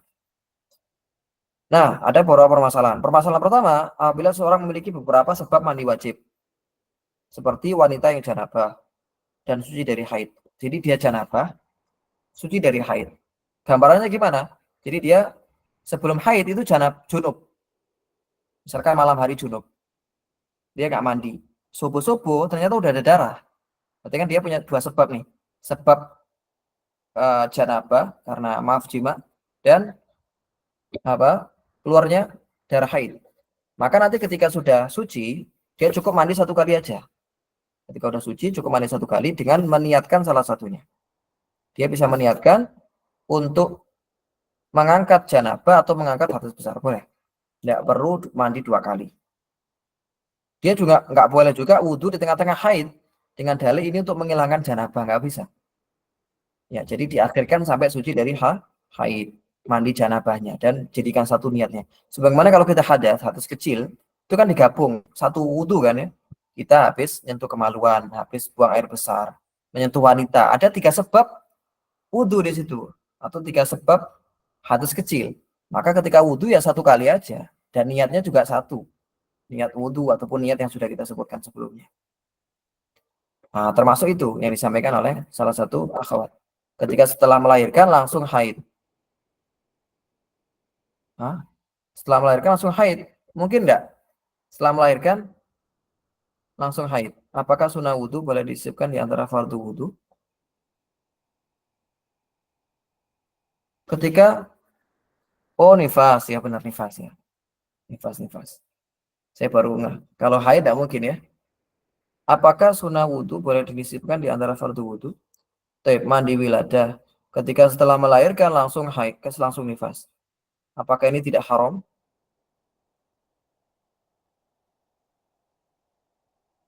Setelah melahirkan nifas. Ya, tetap haram. Tetap haram. Nifas itu dihukumnya seperti haid ya. Nifas itu dihukumnya seperti haid. Yang mana dia tidak boleh melakukan wudhu ataupun mandi untuk tujuan ibadah. Tidak boleh mandi ataupun wudhu untuk tujuan ibadah selama masa nifas. Selama masa nifas. Jadi nifas itu hukumnya sama seperti haid. Ketika masa nifas, dia nggak boleh wudhu ataupun mandi untuk tujuan ibadah. Baik yang wajib ataupun yang sunnah.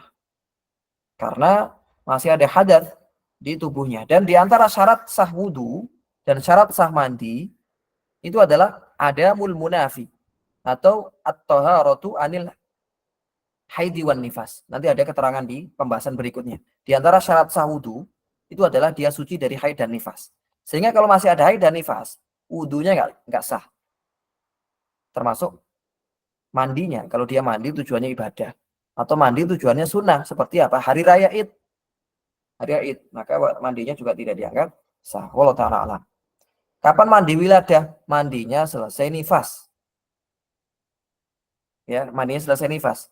Kenapa? Karena selama masa nifas, itu ibadah apapun yang dilakukan, ibadah yang sifatnya toharoh ya, untuk hadas kecil seperti wudhu ataupun mandi, itu tidak sah. Karena di antara syarat sah mandi dan syarat sah wudhu adalah suci dari hadas, suci dari haid dan nifas. Kalau masih haid, masih nifas, itu nggak sah wudhunya, nggak sah mandinya. Sehingga mandi wiladah itu diakhirkan kalau sudah suci.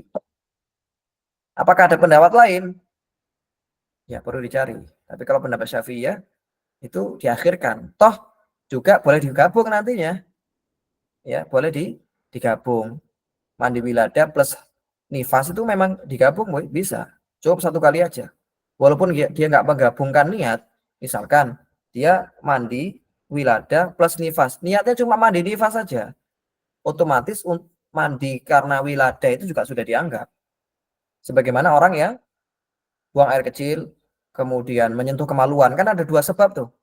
Tapi dia niatkan salah satunya. Itu sudah cukup. Hadasnya sudah dianggap terangkat atau hilang. Demikian. Insya Allah jelas ya permasalahan pertama. Permasalahan kedua, menggabungkan niat mandi wajib dengan niat mandi sunnah. Seperti mandi janabah dengan mandi Jumat. Apakah boleh digabungkan? Jawabannya boleh. Ya, dan mendapatkan keduanya. Artinya sah mandi wajibnya, sah mandi Jumatnya jika diniatkan keduanya. Jika diniatkan salah satunya, maka yang sah hanya salah satunya. Dia mandi, diniatkan janabah saja di hari Jumat. Tapi nggak ada niat sama sekali untuk mandi Jumat, maka nggak dianggap tuh mandi Jumatnya. Ya mandi lagi nantinya. Karena ini dua mandi yang berbeda hukumnya. Taib, andai kan ada orang yang mandi junub di hari Jumat dan meniatkan untuk mandi Jumat juga. Tapi sebelum subuh, taib, kira-kira mana yang sah? Dua-duanya sah enggak? Mandi Jumat dan mandi junubnya. Kalau dilakukan sebelum subuh. Kan biasanya tuh, benar mandi junub saja. Mandi junub saja. Kenapa? Karena mandi Jumat itu waktunya adalah setelah terbit fajar. Kalau dilakukan sebelum terbit fajar, itu nggak dianggap walaupun dia berniat. Walaupun ada niat. Mandi janabah dengan mandi tobat, nah itu beda. Mandi taubat itu, walau alam ya, saya belum menjumpai. Adanya itu mandi dari kekafiran. Itu baru ada. Orang kafir masuk Islam, itu sunahnya mandi. Sunahnya mandi dulu. Baik. Apakah sunnah wudhu boleh disisipkan di antara fardu-fardu wudhu? Contohnya apa sunah-sunah wudhu? Berkumur ya. Coba disebutkan apa sunah-sunah wudhu yang dimaksud di situ. Boleh disisipkan. Contohnya apa? Misalkan siwak. Itu kan sunah wudhu. Boleh disisipkan. Itu juga menjadi kesunahan dari mandi. Termasuk berkumur. Berkumur dan istinsyak. Itu juga kesunahan mandi. Membasuh telinga. Oh, misalkan membasuh telinga. Baik, apakah membasuh telinga disunahkan di mandi? Tidak semua sunah wudhu itu merupakan sunah mandi ya. Ini perlu kita pahami. Tidak semua sunah wudhu itu menjadi sunahnya mandi. Seperti mengusap telinga, ya kan? Seperti mengusap telinga. Tapi ada beberapa sunah wudhu itu juga sunah mandi. Seperti baca basmalah. Itu sunah wudhu juga sunah mandi. Kemudian berkumur dan istinsyak. Itu juga kesunahan mandi. Dan juga itu kesunahan wudhu, ya kan? Tapi kalau mengusap telinga itu tidak. Itu bukan kesunahan mandi. Karena telinga itu ya seluruh badan itu dibasuh kan, seluruh badan itu dibasuh. Iya, sunah wudhu yang termasuk sunah mandi mungkin maksudnya ya. Boleh disisipkan. Tapi lebih utama itu nanti sesuai urutan yang akan saya sebutkan nanti. Sesuai urutan yang nanti akan kita jelaskan di slide berikutnya. Ada urutannya.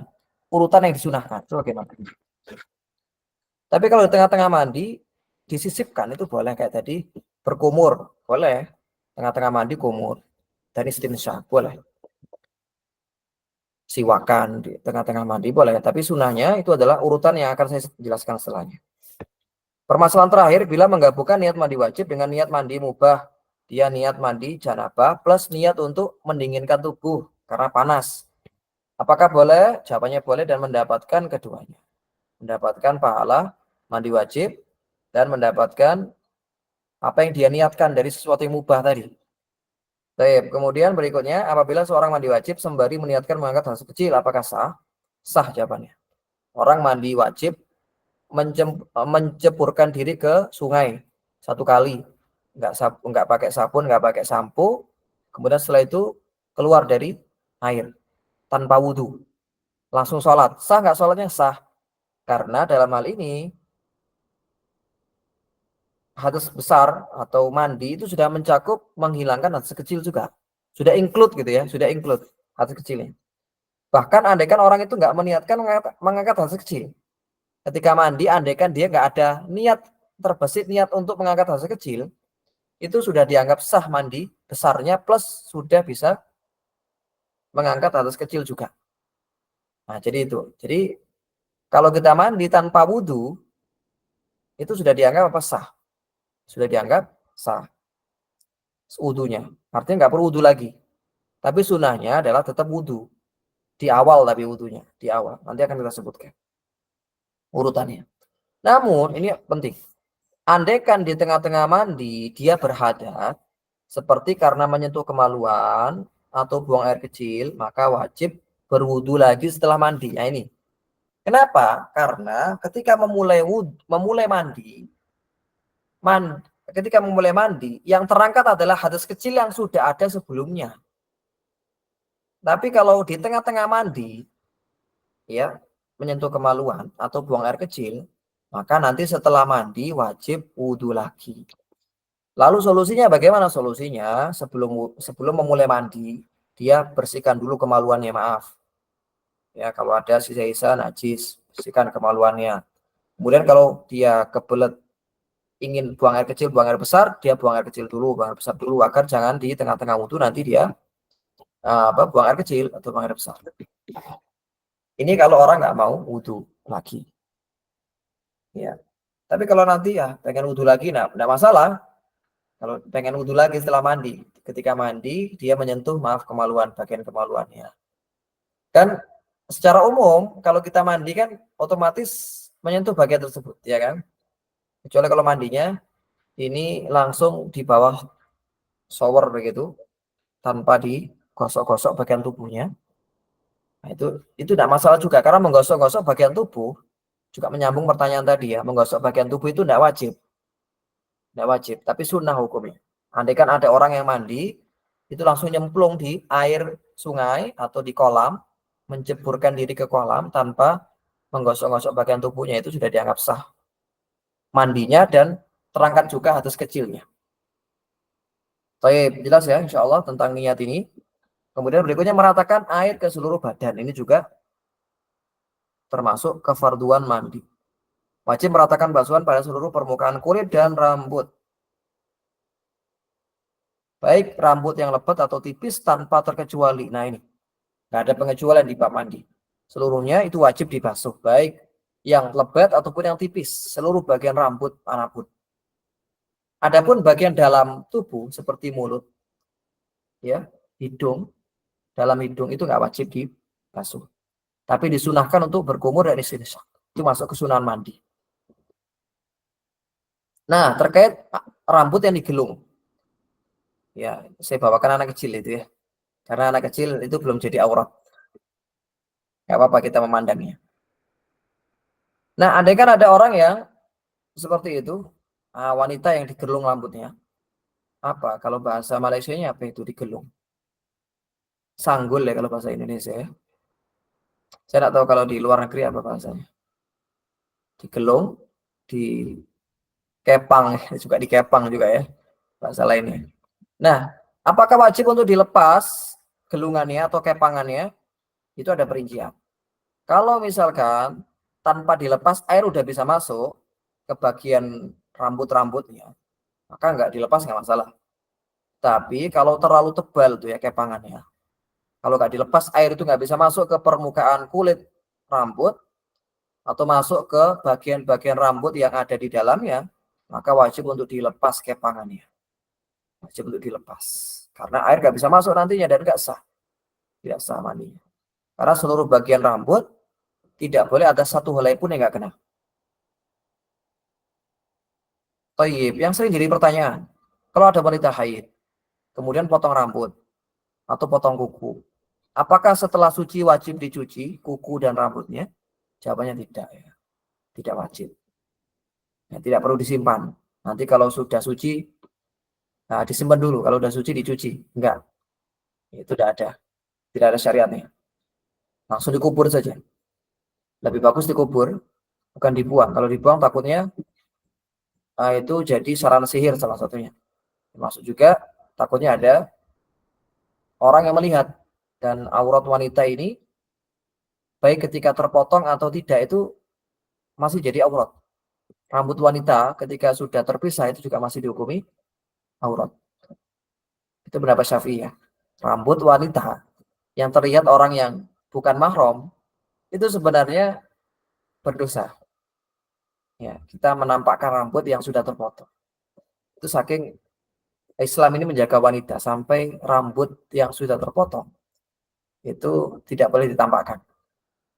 Ya, tidak boleh ditampakkan. Lalu bagaimana dengan kaum muslimat di zaman sekarang yang menampakkan rambutnya di setiap keadaan? Maka semoga Allah berikan mereka petunjuk dan Allah tunjukkan mereka kepada keindahan syariat Islam ini. Baik, wajib meratakan basuhan ke seluruh keluhan kulit dan rambut, baik yang rambut yang tepat atau yang tipis, tanpa terkecuali. Dalilnya adalah hadis Jabir bin Abdullah radhiyallahu an. Karena Nabi ya'khudhu thalathata akuffin wa yufidu ala ra'si thumma yufidu ala sairi jasad. Nah, poinnya adalah seluruh jasadnya atau seluruh badannya. Sallallahu alaihi wasallam. Nah, sekarang ini permasalahan tata cara mandi yang sempurna beserta dalilnya. Nah, kita akan jelaskan.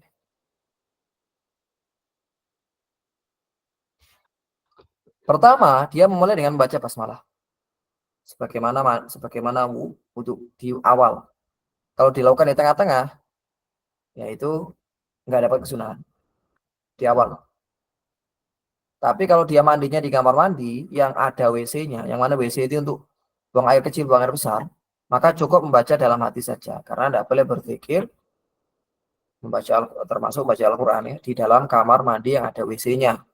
Tapi kalau itu kamar mandi memang untuk mandi saja, itu tidak masalah. Karena dia nggak dihukumi sebagai khola atau WC.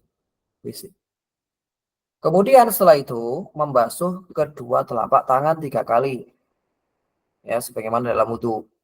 Sebelum memasukkan ke wadah atau bejana. Termasuk kalau dia pakai keran, itu juga sama, tetap disunahkan untuk mencuci kedua tangannya. Kemudian membasuh farji dengan tangan kiri. Nah, itu. Membasuh farji dengan tangan kiri. Dia bisa memulai niat dari situ. Dia bisa memulai niat dari sejak membasuh farji. Niat apa? Niat fardu mandi. Sudah bisa memulai dari situ. Dan itu yang lebih dianjurkan. Tujuannya apa? Tujuannya nanti agar kita ketika mandi nggak menggosok-gosok bagian tersebut. Nggak menggosok-gosok bagian tersebut.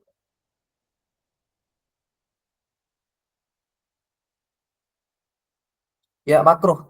Makruh membaca basmalah di kamar mandi. Hukumnya makruh. Nggak sampai haram. Kamar mandi ada WC-nya maksudnya. Untuk kamar mandi biasa yang nggak ada apa, nggak ada itunya. Kamar ada WC-nya nggak masalah. Termasuk bercakap-cakap itu juga makruh. Tapi pada kondisi sedang buang air besar atau buang air kecil. Ketika keluar air kencing atau ketika keluar kotoran dari belakang. Kalau di kamar mandi atau di WC cuma cuci kaki saja, itu tidak masalah bercakap-cakap, ya, tidak masalah. Atau tidak apa-apa ngomong dengan teman misalnya. Tapi kalau zikir itu mutlak, walaupun dia ke kamar ke WC tujuannya cuma mau ngambil air, itu nggak boleh, tetap baca zikir di kamar mandi. Baca hadis juga demikian. Karena di sana ada lafal Allah dan ada lafal Rasulullah.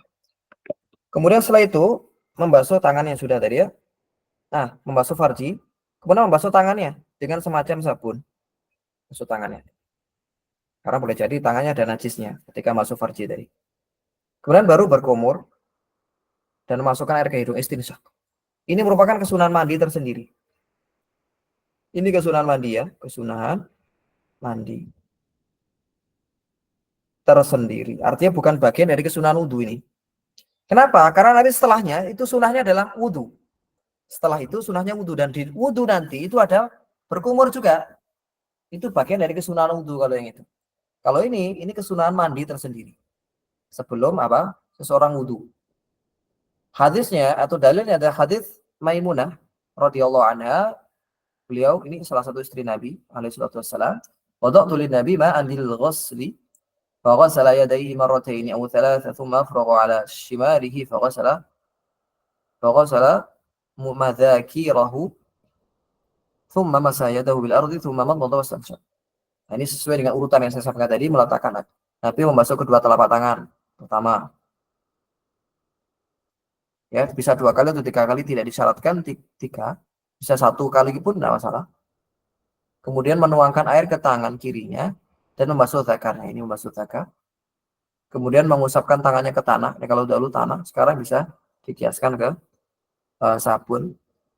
Kemudian beliau berkumur dan istinsyak, ya kan? Kumur dan istinsyak. Nah, baru kemudian setelah itu berwudu dengan sempurna. Berwudu dengan sempurna sebagaimana wudu untuk sholat. Ya, dia menyempurnakan wudu mulai dari membasuh tangan lagi. Jadi membasuh tangan lagi berarti. Ini beda dengan sunnah sebelumnya. Ini sunnah wudu. Berkumur lagi, istinsyak lagi. Kemudian baru melakukan kefarduan wudu. Hal ini sebagaimana hadis Ibunda Aisyah radhiyallahu anha, kana idza ightasala minal janabati bada fa ghasala yadayhi thumma yatawadda kama yatawadda lis-shalah. Nabi saat mandi janabah beliau memulai terlebih dahulu dengan membasuh kedua tangan, kemudian kemudian beliau berwudu sebagaimana wudu dalam salat. Ini kan Nabi saat mandi ini membasuh kedua tangan dulu, kemudian wudu untuk sebagaimana wudu untuk salat. Nah, apakah niat yang dihadirkan saat wudu? Ini kan tadi ada wudu ya. Apakah niatnya? Apakah wajib meniatkan ini mengangkat hadas atau apa niatnya? Nah, ini ada perincian. Kalau ia tidak berhadas kecil sebelumnya, ini jarang. Ada orang yang junub atau janabah, tapi nggak berhadas kecil sebelumnya, itu jarang banget. Jarang. Ada enggak? Ada, tapi ya 1-2 lah mungkin kasusnya. Kalau yang seperti itu, ia meniatkan kesunahan wudhu sebelum mandi. Ya, dia meniatkan kesunahan wudhu sebelum mandi. Ya, jadi niat wudhunya tadi itu untuk melaksanakan kesunahan mandi. Namun, bila ia berhadas, dan ini umumnya terjadi, itu yang saya beri tanda kurung, maka dia meniatkan, dalam hal ini, dia meniatkan untuk mengangkat hadas kecil, atau niat-niat yang sudah disebutkan sebelumnya di pembahasan niat. Ya. Tapi apakah wajib niat ini? Jawabnya tidak wajib. Tidak wajib. Jadi niat ini, niat untuk mengangkat hadas kecil, itu hukumnya adalah mustahab, bukan wajib. Ya, karena seseorang yang tidak berwudu dari hadas kecil, sudah terangkat hadasnya dengan janabah. Ya, sudah terangkat. Ya. Seseorang boleh mengakhirkan basuhan kaki setelah selesai mandi.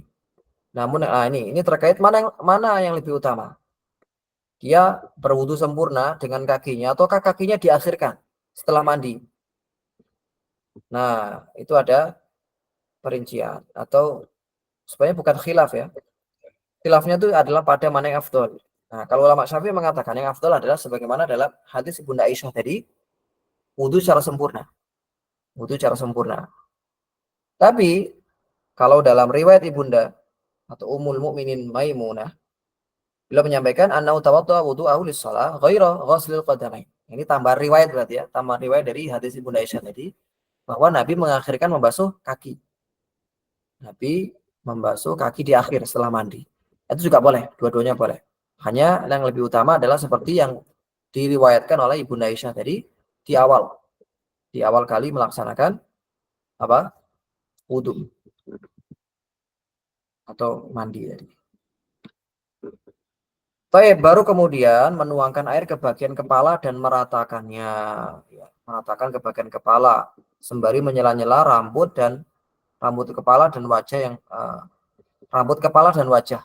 Maksudnya rambut pada kepala dan rambut pada wajah ya, yang lebat sambil disela-sela sampai masuk ke bagian kulit tumbuhnya rambut. Dan ini dilakukan sebanyak 3 kali sunahnya, 1 kali pun tidak masalah. Itu sunahnya 3 kali. Kemudian dia menuangkan air ke bagian tubuhnya dengan memulai dari bagian kanan lalu kiri. Ya, sisi kanan tuh kanan depan, kanan belakang. Baru kiri depan, kiri belakang. Demikian sunahnya. Sembari menggosok-gosok bagian tubuh atau dalak. Menggosok-gosok ini sekali lagi hukumnya sunnah. Sunnah. Dan wajib menurut ulama madzhab Maliki. Itu wajib. Tapi lebih aman atau lebih hati-hati memang kita menggosok-gosok bagian tubuh. Takutnya ada bagian tubuh terutama orang yang maaf gemuk ya. Kadang ada bagian lipatan-lipatan di tubuh. Yang mana itu kalau nggak disela-sela atau nggak digosok-gosok ya bagian itu, maka nanti air nggak bisa nyampe ke bagian tersebut. Nah ini dalil dari 2 cara di atas itu adalah hadis Bunda Maimunah. Nabi memasukkan jari-jari beliau ke air lalu menyela-nyela tempat tumbuhnya rambut dengan. Kemudian beliau menuangkan air ke kepala dengan tangan beliau sebanyak 3 cidukan, uh, 3 cidukan ya, 3 cidukan atau 3 gayung dengan tangan. Kemudian beliau meratakan air ke seluruh tubuhnya. Ya.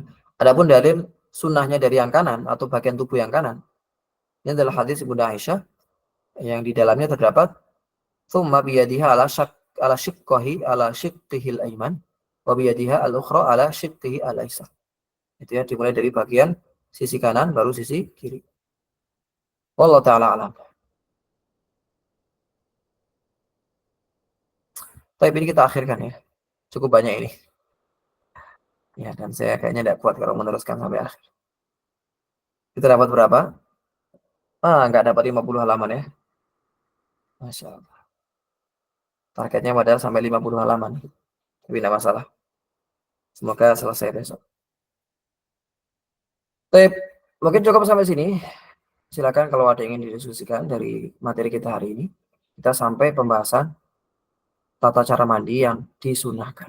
Wallahu ta'ala alam. Ya. Baik, nanti akan saya buka grupnya insya Allah. Agar kalau ada yang bertanya bisa disampaikan di grup. Jika kita gosok untuk meratakan, bagaimana kalau bagian depan atau belakang? Maksudnya itu bagaimana itu? Bagaimana kalau bagian depan atau belakang? Jika kita gosok untuk meratakan, bagaimana kalau bagian depan atau belakang? Iya, maksudnya sisi kanan sisi kiri itu ya segini, kanan ya. Itu sudah bagian depan kanan, depan kiri maksudnya. Kemudian depan apa? Depan kanan, belakang kanan, ya kan? Kemudian ketika bagian kiri itu kiri depan, kiri belakang, gitu maksudnya. Ya, saya maksud tadi begitu. Itu sudah mencakup depan belakang ya kan?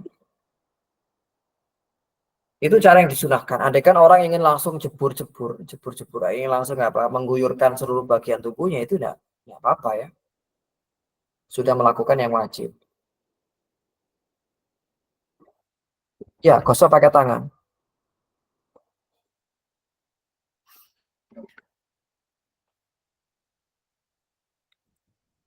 Baik. Jika kita gosok pakai tangan untuk meratakan, bagaimana kalau bagian depan atau bagian belakang? Iya, yang saya pahami dari pertanyaan ini, bagian depan, bagian belakangnya tadi sudah mencakup tadi ya. Sudah mencakup. Kalau pakai shower kan nyala terus ya Ustaz. Maksudnya enggak hanya 3 kali. Iya, nyala terus ya. Gimana 3 kalinya itu? Ya, dia bisa bergerak 3 kali. Dia bisa apa? Bergerak 3 kali. Atau bisa ya dia guyur, kemudian pindah, guyur, pindah, guyur. Seperti kalau dia di sungai. Di sungai dia setiap kalau ingin 3 kali, berarti ketika nyebur balik lagi, nyebur lagi, balik lagi. Sama seperti orang yang atau dia bergerak-gerak di mana? Bergerak-gerak di dalam sungai 3 kali. Gerak-gerak gitu ya. Sama seperti orang yang nyuci pakaian yang terkena jilatan anjing di sungai yang mengalir. Caranya bagaimana? Kan ngalir terus tuh. 7 kalinya gimana ngitungnya? Itu para ulama menyebutkan digoyang-goyang 7 kali kayak gini. Atau dicelup, ah, celup, diangkat, celup, angkat, celup, angkat gitu. Atau digerak-gerakkan 7 kali. Gitu. Itu sudah mencukupi. Itu sama dengan kasus shower tadi berarti. Oh, batalkah mandinya kalau menyentuh kemaluan? Itu ya mungkin ya pertanyaannya. Iya benar, batal. Batal. Bukan mandinya yang batal, maaf ya. Yang batal adalah wudhunya. Tadi sudah saya sebutkan itu. Coba saya ulangi sekali lagi ya. Mana tadi itu? Nah ini. Namun, coba kalimat ini ya. Namun apabila di tengah-tengah mandi, ia berhadas. Berhadas itu kan mencakup apa? Membasuh, menyentuh kemaluan misalnya. Menyentuh faraj. Menyentuh faraj. Seperti karena ini kan menyentuh kemaluan atau bang rejim. Maka wajib berwudu lagi setelah mandi. Nggak wajib mandi lagi, mandinya tetap sah. Mandinya tetap sah karena menyentuh kemaluan bukan sebab batalnya mandi gitu ya. Semoga bisa difahami. Nah, jadi nggak batal ya. Taib, Ustaz Rafi silakan ini. Bismillah. Kalau di danau atau kolam, nah tadi sudah saya berikan itu ya, penjelasannya. Kalau di kolam atau di danau, sama seperti kasus orang yang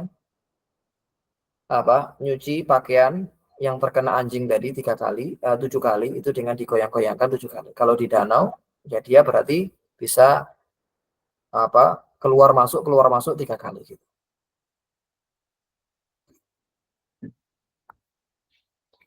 Ya, sudah dianggap mengalir ya, sudah dianggap mengalir, sudah dianggap teraliri kalau dia menceburkan ke sungai.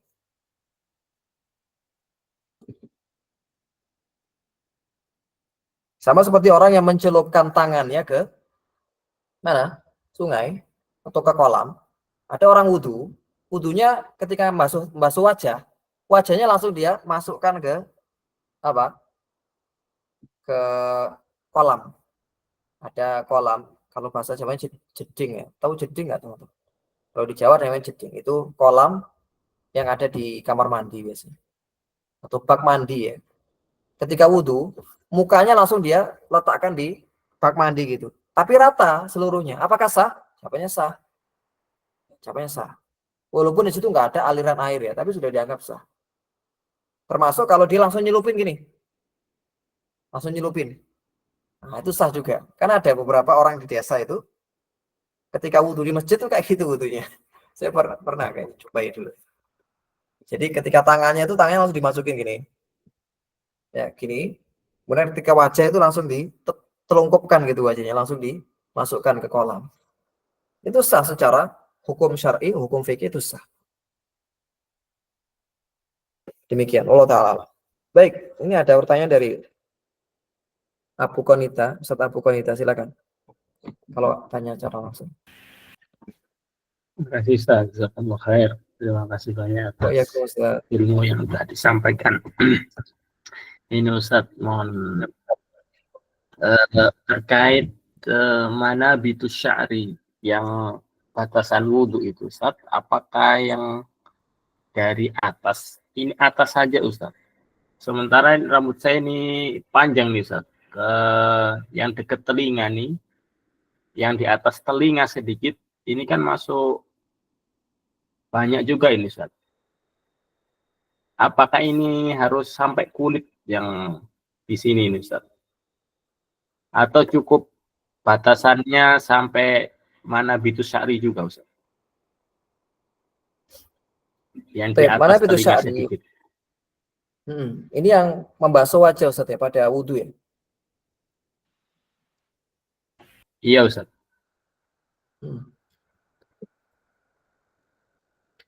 Mana bitus sya'ri yang kita maksud tadi batasan wajah ya? Itu adalah mana bitus sya'ri yang bagian atas ini. Bukan bagian ini. Bagian atas. Sini ya. Kan umumnya tempat tumbuhnya rambut itu kan di sini. Nah, berarti batas wajah ya secara vertikal. Batas wajah secara vertikal atau tulan. Dalam bahasa fikihnya tulan. Itu adalah mimana bitus sya'ri ghaliban ila akhiri dzaqn. Nah, gini, dari sini ke sini. Adapun secara horizontal itu dari telinga ke telinga. Sehingga bagian di atas telinga ini, sini ya, tempat tumbuhnya rambut di atas telinga, itu bukan bagian dari wajah. Bukan bagian dari wajah. Sehingga tidak wajib untuk dibasuh. Adapun yang di depan telinga, ini ya, bukan yang di atas, di depan. Yang tadi godek tadi ya. Di depan telinga ini walaupun lebat, tetap harus dibasuh. Idhar ya, saya baru baca tadi namanya idhar, bagian sini itu. Bagian sini tempat tumbuhnya rambut di atas kepala nih, di atas telinga, itu sudah bukan bagian dari wajah, itu sudah bagian dari ra's. Karena wajah itu adalah mata taqau bihil muwajahah. Ketika kita berjumpa dengan teman, yang terlihat ketika kita berhadapan-hadapan itu wajah. Sedangkan bagian ini itu nggak kelihatan, itu bukan termasuk bagian wajah. Sehingga nggak wajib untuk dibasuh. Wallahu ta'ala. Demikian Ustaz. Saya kira cukup. Ini sudah menjelang malam sekali. Kalau di Makassar mungkin sudah jam 11 ini ya. Kecuali mungkin teman-teman dari Sumatera ini mungkin belum terlalu malam. Kita cukupkan, insya Allah kita lanjut lagi karena kita besok pagi masih ada pembahasan. Dan itu mungkin lebih seru, pembahasan pembatal wudhu. Dan pembahasan yang lainnya, termasuk pembahasan haid ya di akhir. Andaikan nanti kita nggak khatam, mungkin kita akhirkan aja di pekan depan mungkin. Andaikan nggak khatam, tapi semoga 4 pertemuan sudah bisa khatam. 100 halaman ini, insya Allah Ta'ala. Kita tutupkan pembelajaran kita dengan membaca sholawat. Sallallahu ala nabiyina Muhammad wa ala alihi wa sahbihi ajma'in. Subhanakallahumma wa bihamdika asyhadu an la ilaha illa anta astaghfiruka wa atubu ilaik. Assalamualaikum warahmatullahi wabarakatuh. Waalaikumsalam warahmatullahi wabarakatuh. Insyaallah khair. Wa iyyakum. Insyaallah ada rekaman. Wa iyyakum. Insyaallah ada rekaman dan ini sudah saya rekam. Nanti rekamannya saya update besok insyaallah.